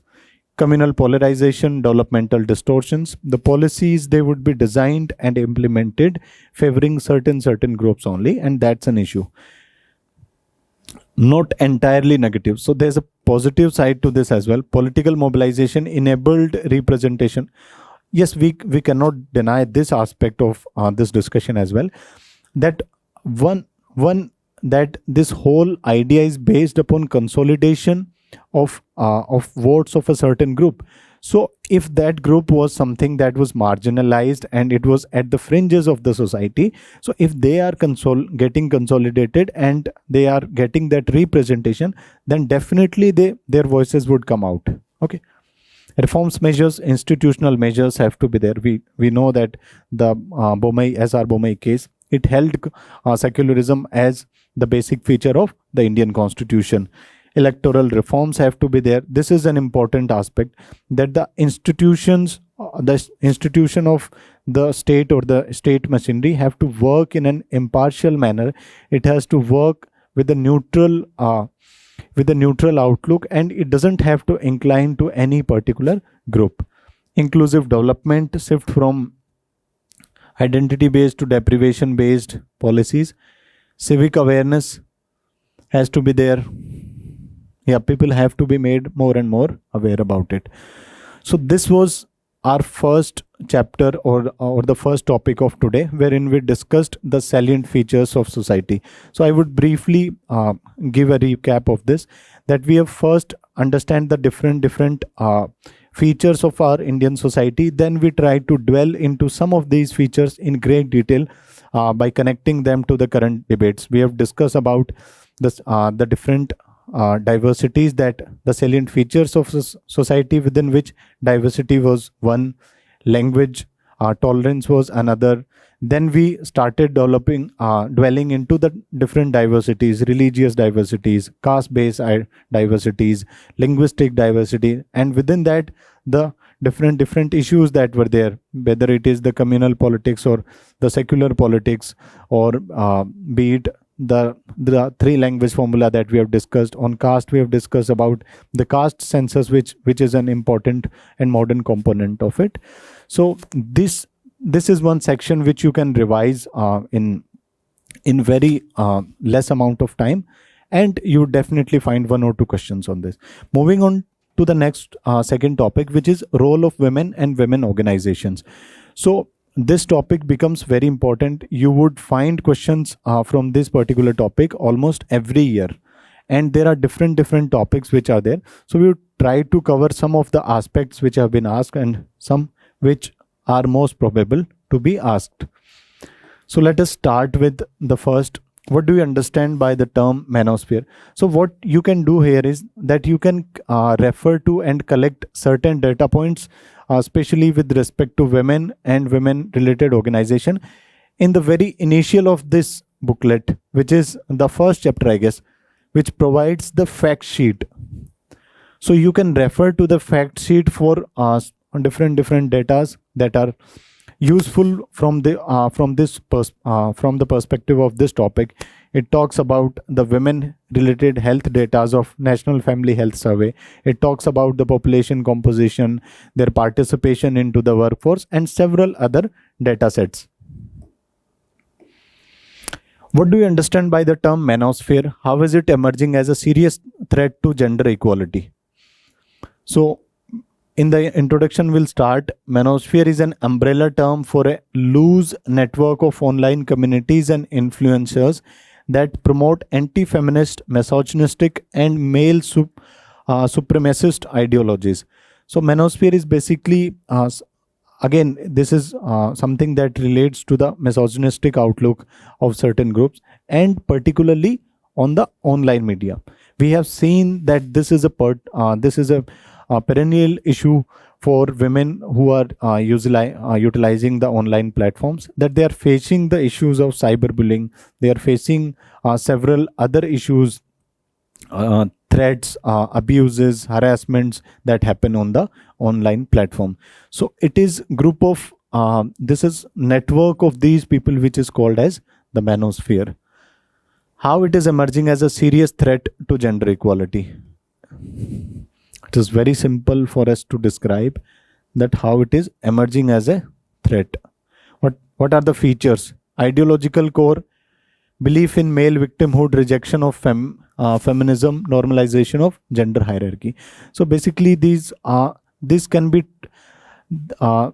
understood in the light of the nature of the society, which is largely patriarchal in nature. We know that this is a sad reality of the society, and there was a certain historical reasons to this, that the control over the resources. And I'll give you a data set for this. Of the total land holdings in India, around 12 to 13% of the agricultural land, it is owned by women. So the ownership of the women of agricultural land hold is only 12 to 13%, but their participation into the agricultural related activities, it is more than 2/3. The feminization of the agriculture as we understand it, or in some other ways, we know that the process, in the process, it is the female who are largely grilling, but the ownership and the decisional part of it, it is still in the hand of their male counterparts. So it is here that the patriarchal nature of it has started emerging, and their dependence upon their male counterparts, it has emerged. So the core is the male victimhood, digital amplification, narrative framing, that misuse of equality before law too. So these are some of the features of this particular, how it is emerging as a threat. So this can be formed that with respect to that how social media is impacting the gender, the idea of gender equality. Okay, so this particularly talks about manosphere. It can be a generic question as well. So even then we can utilize these set of points to answer our question. Normalization of misogyny, online abuse, slut shaming, calls for traditional control over women, and data shows that the NCRB data or the cyber cells, the number of cyber complaints that are registered on regular basis, it is increasing as we move ahead. And this particularly shows that how this misogynistic this outlook, it is also getting reflected in the online platforms as well. Second is the radicalization of the youth. Young men exposed to influencers promoting toxic masculinity. We have seen that there are social media handles, there are social media pages which promote such things, which in a way try to radicalize or try to brainwash the minds of the young people that these are the issues and you need to act in certain manner for the control to be established. We all know, we all have come across certain pages which sadly sort of brings out these ideas. Undermining legal reforms, hostility towards law protection, violence legitimization, issues and criticism, democratic deficits. It silences women voices. So it violates also the constitutional principles of equality, that women by making them, by harassing them, they are made to or to keep shut, and as a result of this, their voices, they are not getting reflected. If women are coming out on social media, we have seen that certain pages trolling them, and as a result of this, they go through that emotional turmoil, they go through that psychological trauma, because of which they do not appear on the platforms again. So in a way, this is suppressing the voices. Second is cultural distortion. It reduces the traditions to patriarchal control. Judicial concerns. Joseph Sain case rejected patriarchal notions and directly countering monospheric logic. What could be the reform measures? First has to be with respect to sensitizing the youth. It has to be that our young people, they are made aware about the gender and gender related sensitivities. They have to be there has to be ways by which people are self-reflecting upon these particular actions. Okay, and this can start from the school days only, that the co-education model that exists in India, it has to be sort of transformed, or it has to evolve in such a manner that that basic gender sensitivity, it exists in the mind of the people. Second, education has to be there. Policy and regulation. We all know the IT rules of 2021, but the social media platforms which are sort of hosting these pages, they have to be made more accountable in that regard. Institutional support has to be there. There has to be support with respect to the psychological counseling, the mental health issues that women face as a result of this. There has to be several sections which provide that support. Social media literacy has to be there. Coming on to next. Women's unpaid care work sustains Indian society but remains invisible in policy discourse. Critically examine its implications. Unpaid care work. We all know that the patriarchal, all the women related issues, they somewhere are traced to the patriarchal nature of the society. So in all the following discussions that we would be having, there is an implicit understanding of the fact that the certain tendencies of the patriarchal structure of the society, they were responsible for most of the issues that are created. So the unpaid care work, it is also based in that based on that notion only. The time survey shows that nearly 5 hours per day on unpaid work, reflecting structural gender equality. We were discussing a concept earlier of time poverty, that how women faces the issue of time poverty as a result of this, that how they are involved into so much of household chores and works that they are not left with any time to rest. They are left with very little time to rest on day-to-day basis, and this is causing issues to their mental health. This is causing issues to their physical health as well, and also it is having a setback upon their aspirations with respect to if they want to pursue any career, if they want to pursue any skill. So it is creating issues for that as well. Features and nature of women's unpaid care work. Gender division of the labor. We all know that caregiving, household management, and domestic responsibilities, they are largely delegated to the women. Economic invisibility. Women's unpaid care work remains excluded from the GDP. So this is also a debate, a separate debate that exists with respect to the Indian society, that they are not included as part of the GDP. The women's unpaid care work that is there, it is not part of the GDP. So there was a report by IMF.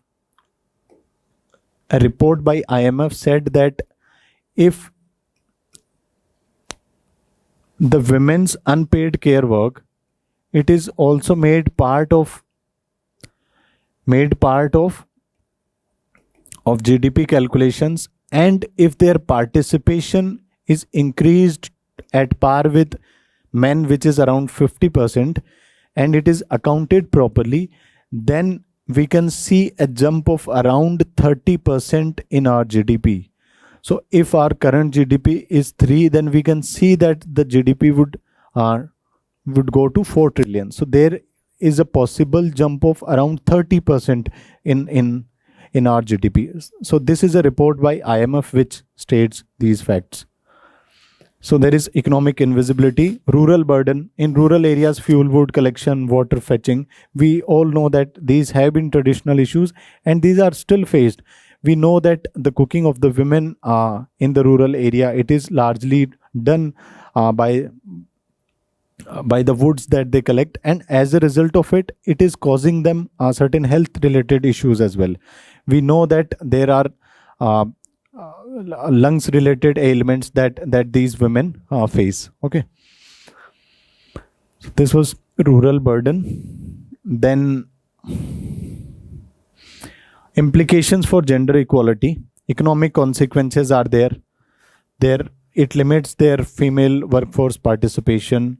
Social and political consequences. Time poverty restricts women's educational opportunities. We have discussed this particular aspect, that how it impacts their skill building as well. Health and well-being. The National Family Health Survey 5, which is the latest one, it provides the data that around 57% of the women, they are anemic. So it is the government data which is stating that close to 57%, which is a significant number, these women are anemic in nature. Okay, so this is one of the data that you can cite when you are discussing about the health of the women. Issues and criticism in policy discourse. Lack of recognition. Yes, we all know that this is not getting the adequate attention that it has to get, be it in the welfare policies, be it the policies that are designed for the workplaces, the labor laws that are there. So these are not getting that adequate representation. Judicial recognition.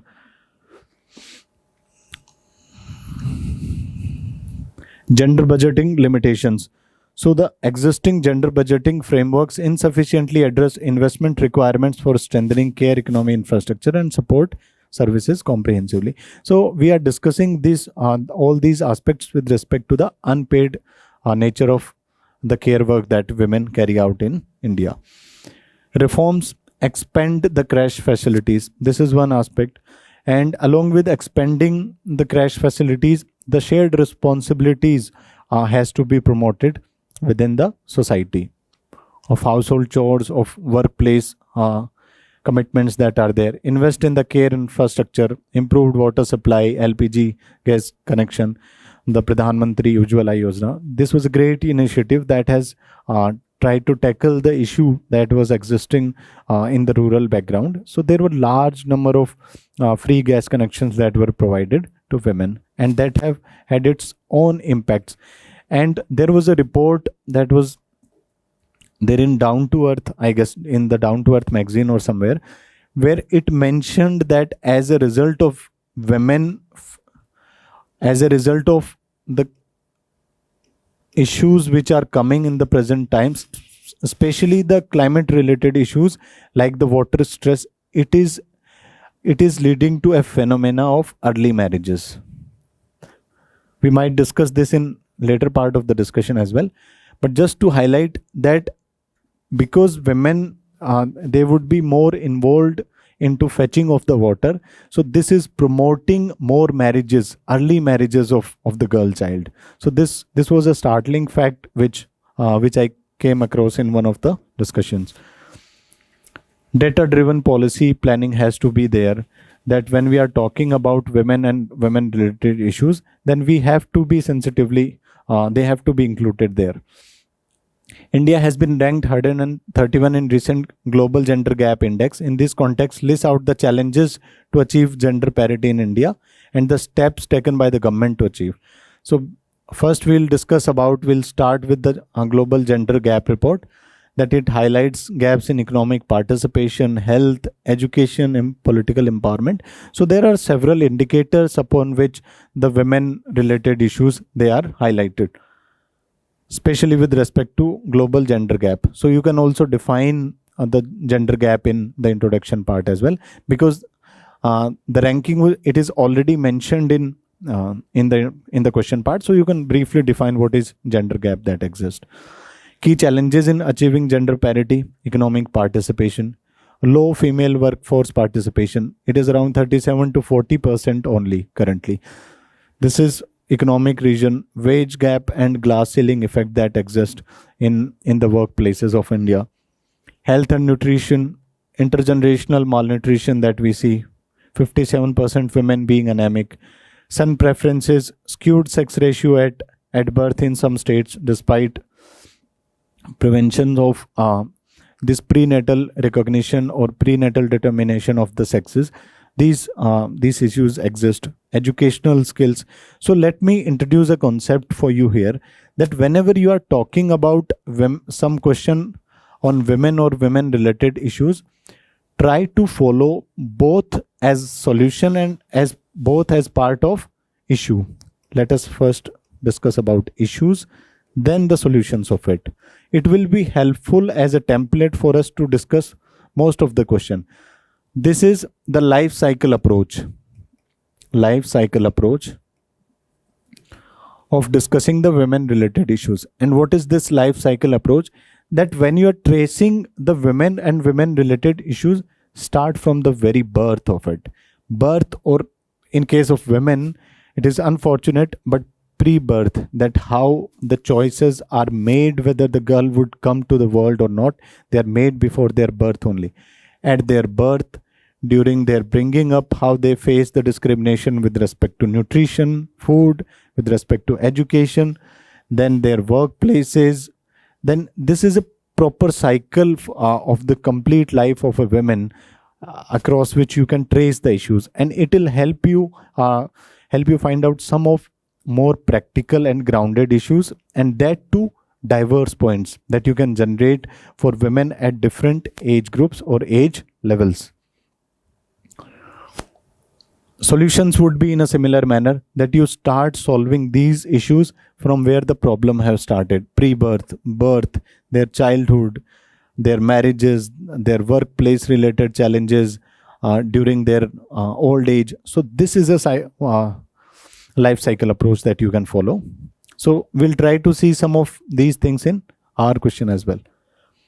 Malnutrition, son preferences, dropout at the school level, political and social barriers, underrepresentation, patriarchal norms and violence. So these all, they reflect the different verticals or the different issues that exist for the women at the different age groups.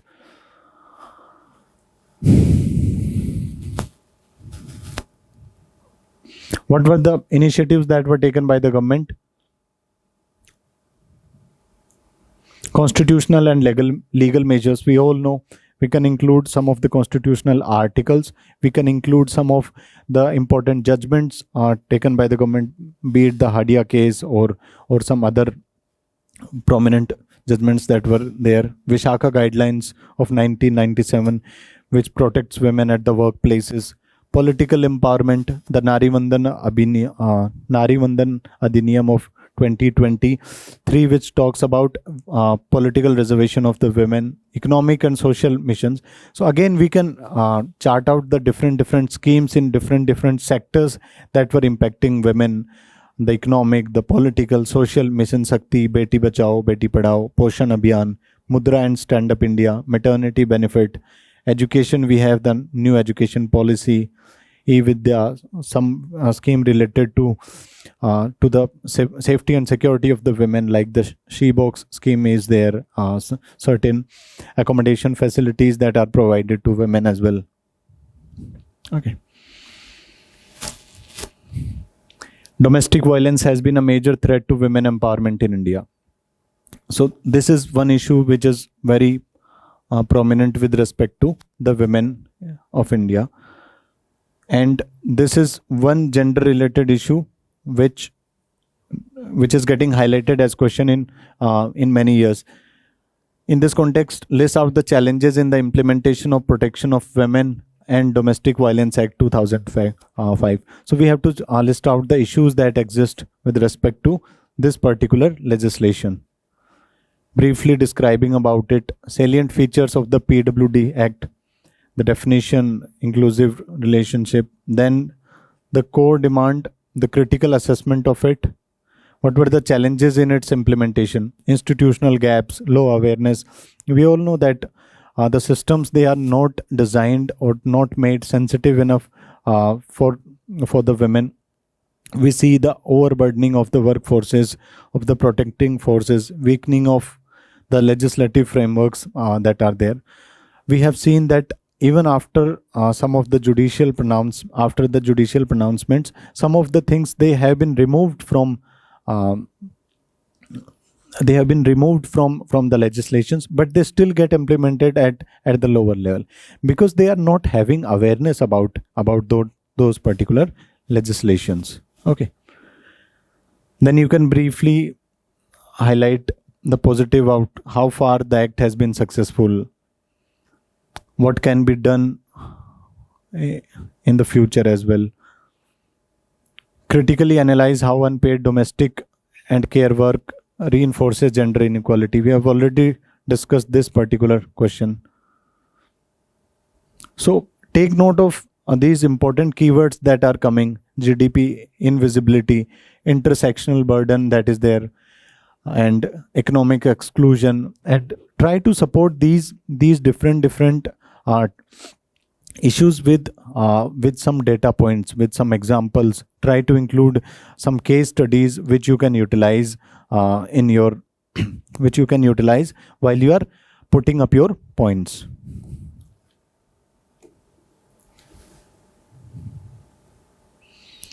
Let us look for a new area of discussion.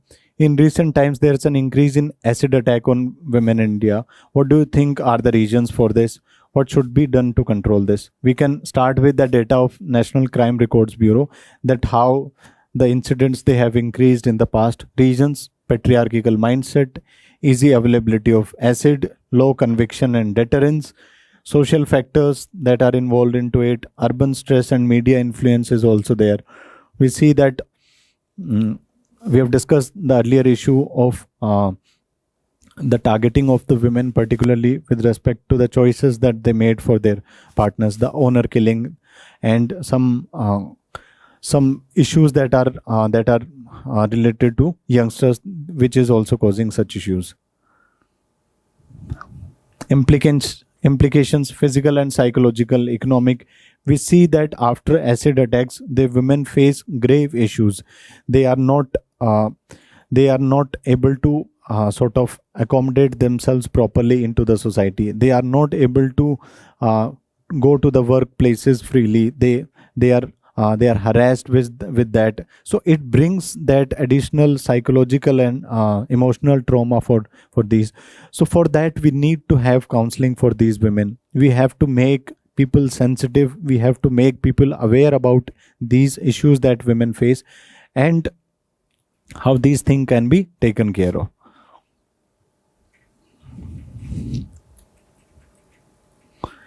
We have to rehabilitate. Administrative reforms have to be there. Regulatory reforms, social reforms in form of gender sensitization and has to be there.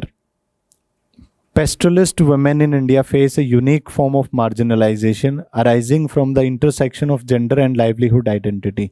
Examine this statement in context of land rights, governance structures, and climate justice. So in a way, the different issues that women are facing in the society at different levels,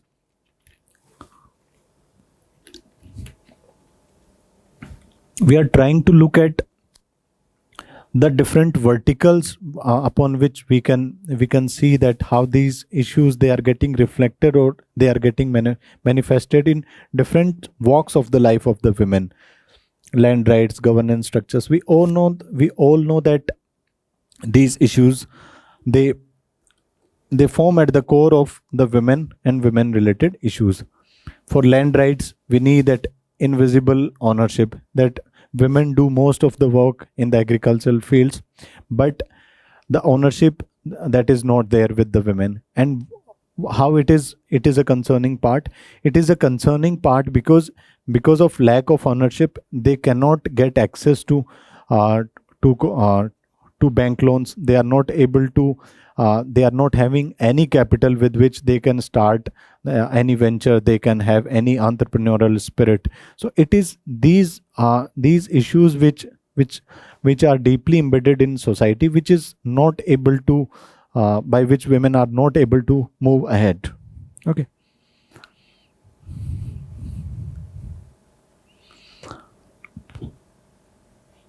Climate justice dimension, disproportionate climate burden. We have known that the droughts and other natural calamities that exist. So women and children are those vulnerable sections which face this issue particularly.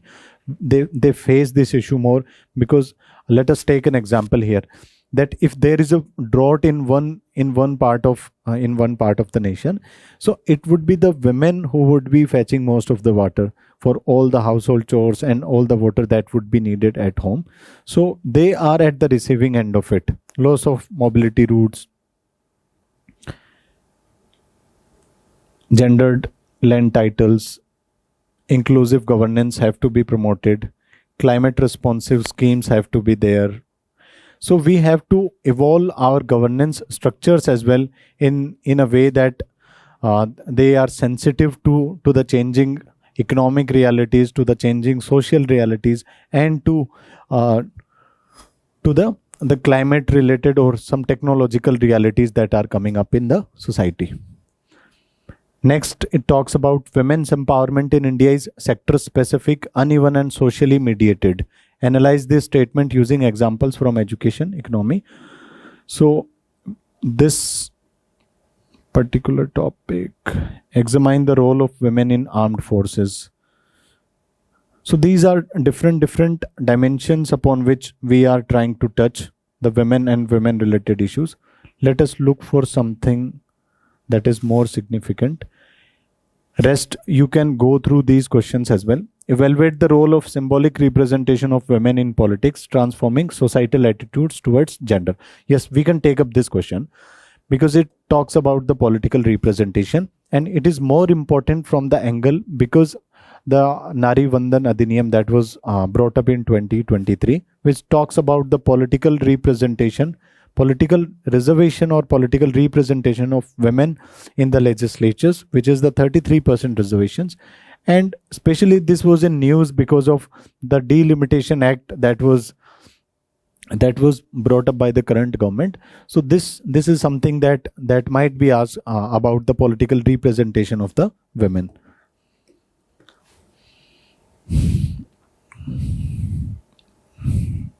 Role of symbolic representation. So how this political representation, it is largely symbolic in nature.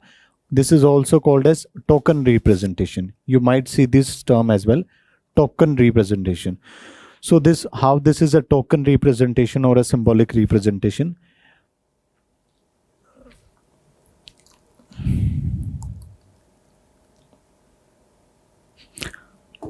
Let us revisit the question once again. Role of symbolic representation in transforming. Okay, so the representation has largely been symbolic and it is token in nature, but it is still having an impact upon the society. It is still transforming the attitudes of the people and society at the grassroots level. First, it breaks that gender stereotypes, because we know that it was the lack of participation of the women because of which we were not able to see good women leaders coming up, be it in the political sphere, be it in the legislative sphere or the judicial arena or in all walks of the life. It is because of the low participation of the women that had certain reasons behind it. We all know those patriarchal norms, those restrictive norms which have restricted women largely, but it is due to these reasons they did not get a representation, and thus the confidence, that the perceptional confidence that was there, that they are not participating enough, they are not capable enough for certain roles. This thing got amplified over a period of time. So it will break those stereotypes that existed in the society. Second is the normalization at the grassroots level, and it starts at the local level, that the perception of the people will start changing. It works both ways, that there's a national leader who would command that confidence or respect, and it is at the grassroots level that people will start getting sensitized. We know that with the coming of the 73rd and 74th constitutional amendment, that the representation of the women in the local bodies, the Panchayati Raj or the urban local bodies, it has significantly improved. And with the improvement of this representation, we were seeing that these stereotypes, they were getting challenged. Second is the current president of the country, who is a woman, and that too a tribal woman. We have discussed the intersectionality, that how these issues impact. So despite these intersectional challenges, the current honorable president of the country, she is expanding that social imagination in a way that it is giving hope to lots of women who are out there, who are looking for such motivation and such inspiration for them to come out and express themselves. Policy signaling, the Nari Shakti Vandan Adhiniyam. Okay. Significance of this role model effect. We know that the current leaders, they will act as the role model for the young generations or the aspiring women. So we do not have career women politicians in India. There is lack of career women politicians in India. We might see that they are involved in some of other roles, but they are switching to the politics. But those who are involved into the politics for whole of their like their male counterparts, there is a lack of such numbers and such role models. Norm change.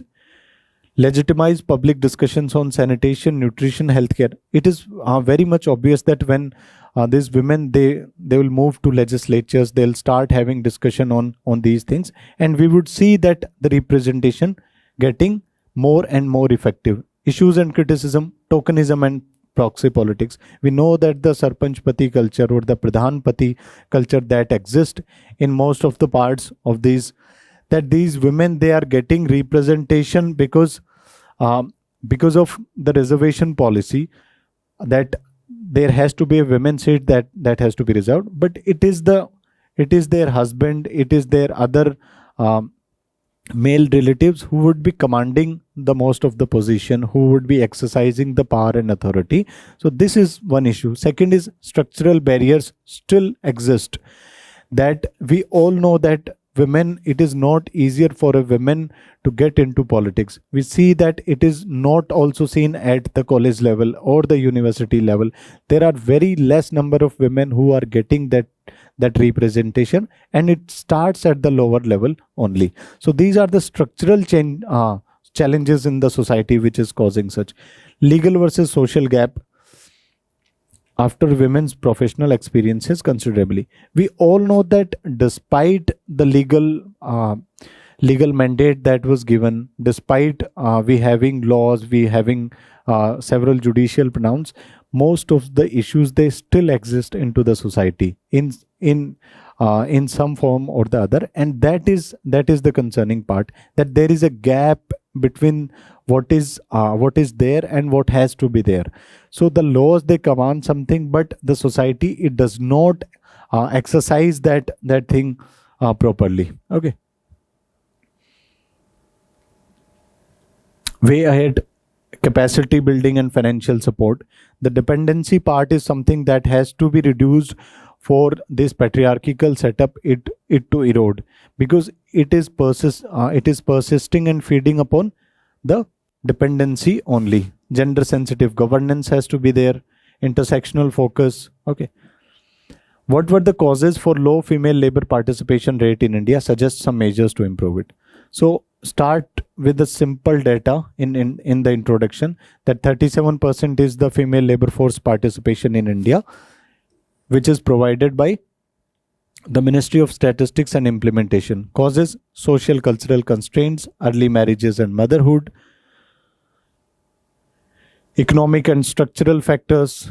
We know that women, they are not having control over the resources. Informal nature of the employment, low wages, insecure jobs, and all these factors, they are not generating that confidence which is required for the women to come out of their households and participate in the workforce. So we can discuss all these issues, and these are generating that fear and that anxiety, not only within the minds of the women, but their close family members, that people are not able to come out and work. Safety and mobility issues, judicial recognition, and also legal aspect. We can discuss that how despite having the labor codes and other different, these are not getting implemented. Okay. Measures to improve. Policy and legal measures have to be there, especially with respect to their implementation. Merely having certain codes, merely having certain laws in itself does not guarantee that there will be changes. So it is the implementation part that we have to focus. Okay, economic measures, how the diverse sectors of economy, be it the care economy, be it the participation of women at the MSME level, at the cottage industries, they can be promoted, the handicrafts, they can be promoted and marketed more effectively, so that the women and related goods, they are coming into the market. Social measures, institutional measures, administrative measures have to be there. So when you are talking about a question on women related organization, then we have to focus on SDG 5, which talks about gender equality. Why does access to justice for women in India remain constrained despite an expanding legal framework? Analyze socio-cultural and institutional barriers involved. So this question particularly talks about the lack of the justice, especially in the judicial frameworks, that women are not at the receiving end of it. National policy draft as this despite progressive laws. So expanding legal framework, strong statutory base is there, judicial activism is there, institutional mechanisms. So the first part talks that how there is an expanding nature of all these safeguards, but we are not able to see that change properly. So how first we have to express that how these things is expanding. First, with respect to the laws that are expanding, we have discussed previously only that how the Nari Vandan Adhiniyam, or be it the 73rd, 74th Amendment, or other legislations in different aspects of life, be it social, economic, that these issues, they still persist in the society. Judicial activism, Vishaka guidelines, we all know that, but despite that, the harassment at the workplaces, so there was a report which provided this data set that close to 35% or 1/3 of the women, they experience some form of harassment at the workplaces. Okay, what are the socio-cultural barriers? These things will get repeated again. Patriarchal norms, economic dependence, intersectional inequalities that exist, institutional barriers, procedural delays, procedural insensitivity and accessibility issues. So we all know that women, when they go to the government offices or other offices or other places where they get access to these welfare schemes, where they can get access to the implementation of certain laws which were there to protect and safeguard them. So due to the sheer insensitivity that exists in these places, the women, they are not able to properly make use of the existing frameworks. So this thing has to be, what it leads to justice gap, trust deficit. Women, they are not having complete faith in the institutions and the legal frameworks of the nation. Reforms and measures, again, it has to be an overarching or comprehensive set of measures that will be there, that will include institutional, that will include policy based, that will include generating awareness and sensitization in the minds of the people who are working into these institutions and into the minds of the society as well. Empowerment narratives in India often privilege visibility over vulnerability. Empowerment narratives in India often privilege visibility over vulnerability. Examine this in context of women's access to justice. This talks about women's access to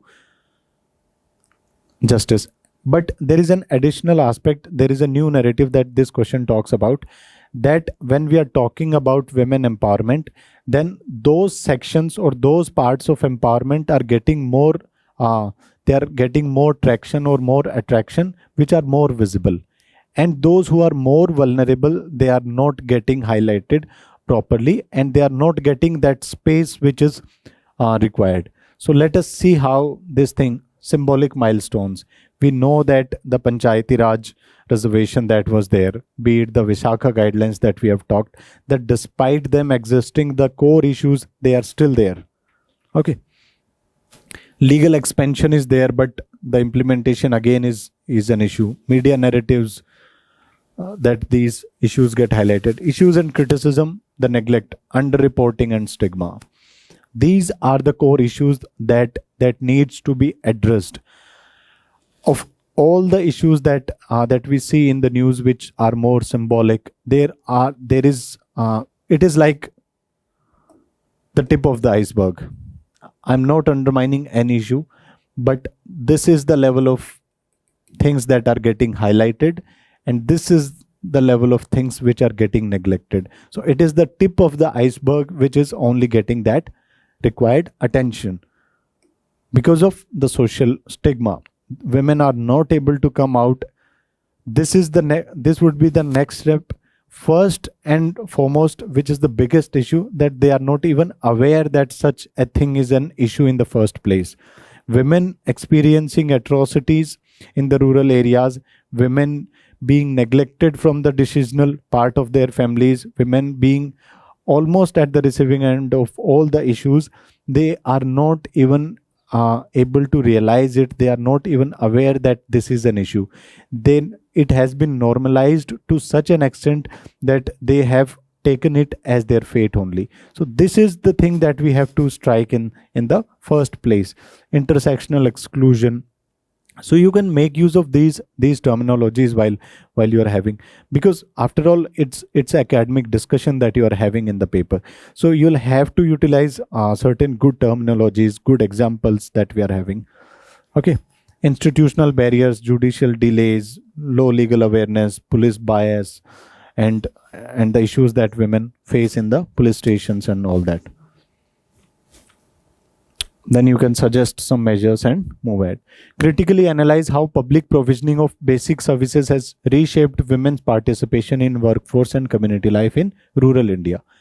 When we are talking about the women in rural India, then this is like the earlier issues that we were discussing in the previous question, that these are the women who are more vulnerable within, because of the intersectional nature of the issues that exist at the rural level.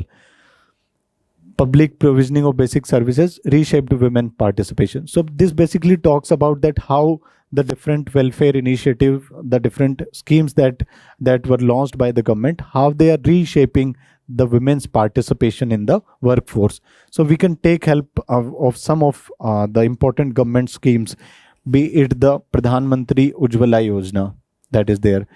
The PM Poshan mission is there for nutrition. We can talk about the Swachh Bharat mission that was there. We can talk about Jal Jeevan mission for water. We can also talk about Pradhan Mantri Awas Yojana. So there can be several other measures that can be listed by which we can see how this has expanded their participation. Time poverty reduction, yes. So because of certain conveniences that were provided as part of these basic services, provisioning of these basic services like water, women are able to save time in fetching water.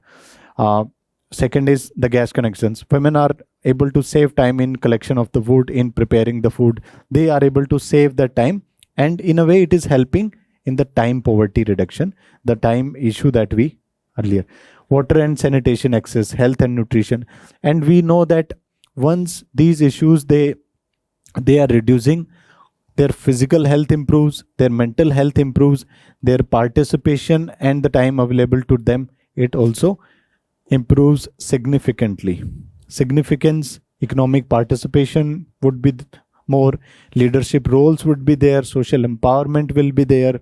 We see the SHGs, the self-help groups. We know that you can make this this map in most of your, that how in the northern parts of the country and in the southern parts of the country, there is a disparity with respect to the formation of self-help groups. The women in the southern parts, they make more self-help groups compared to, because of these issues, because of the lack of participation or meaningful participation of the women.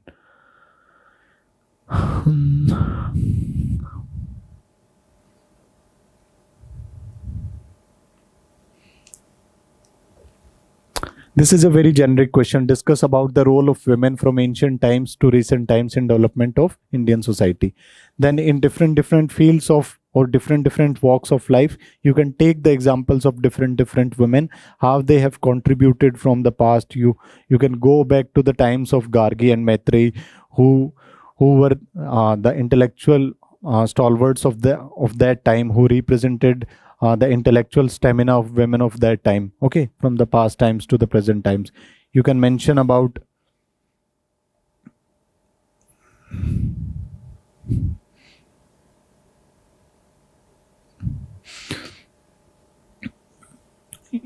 women in the freedom struggle in the modern times in different walks of life. You can do that.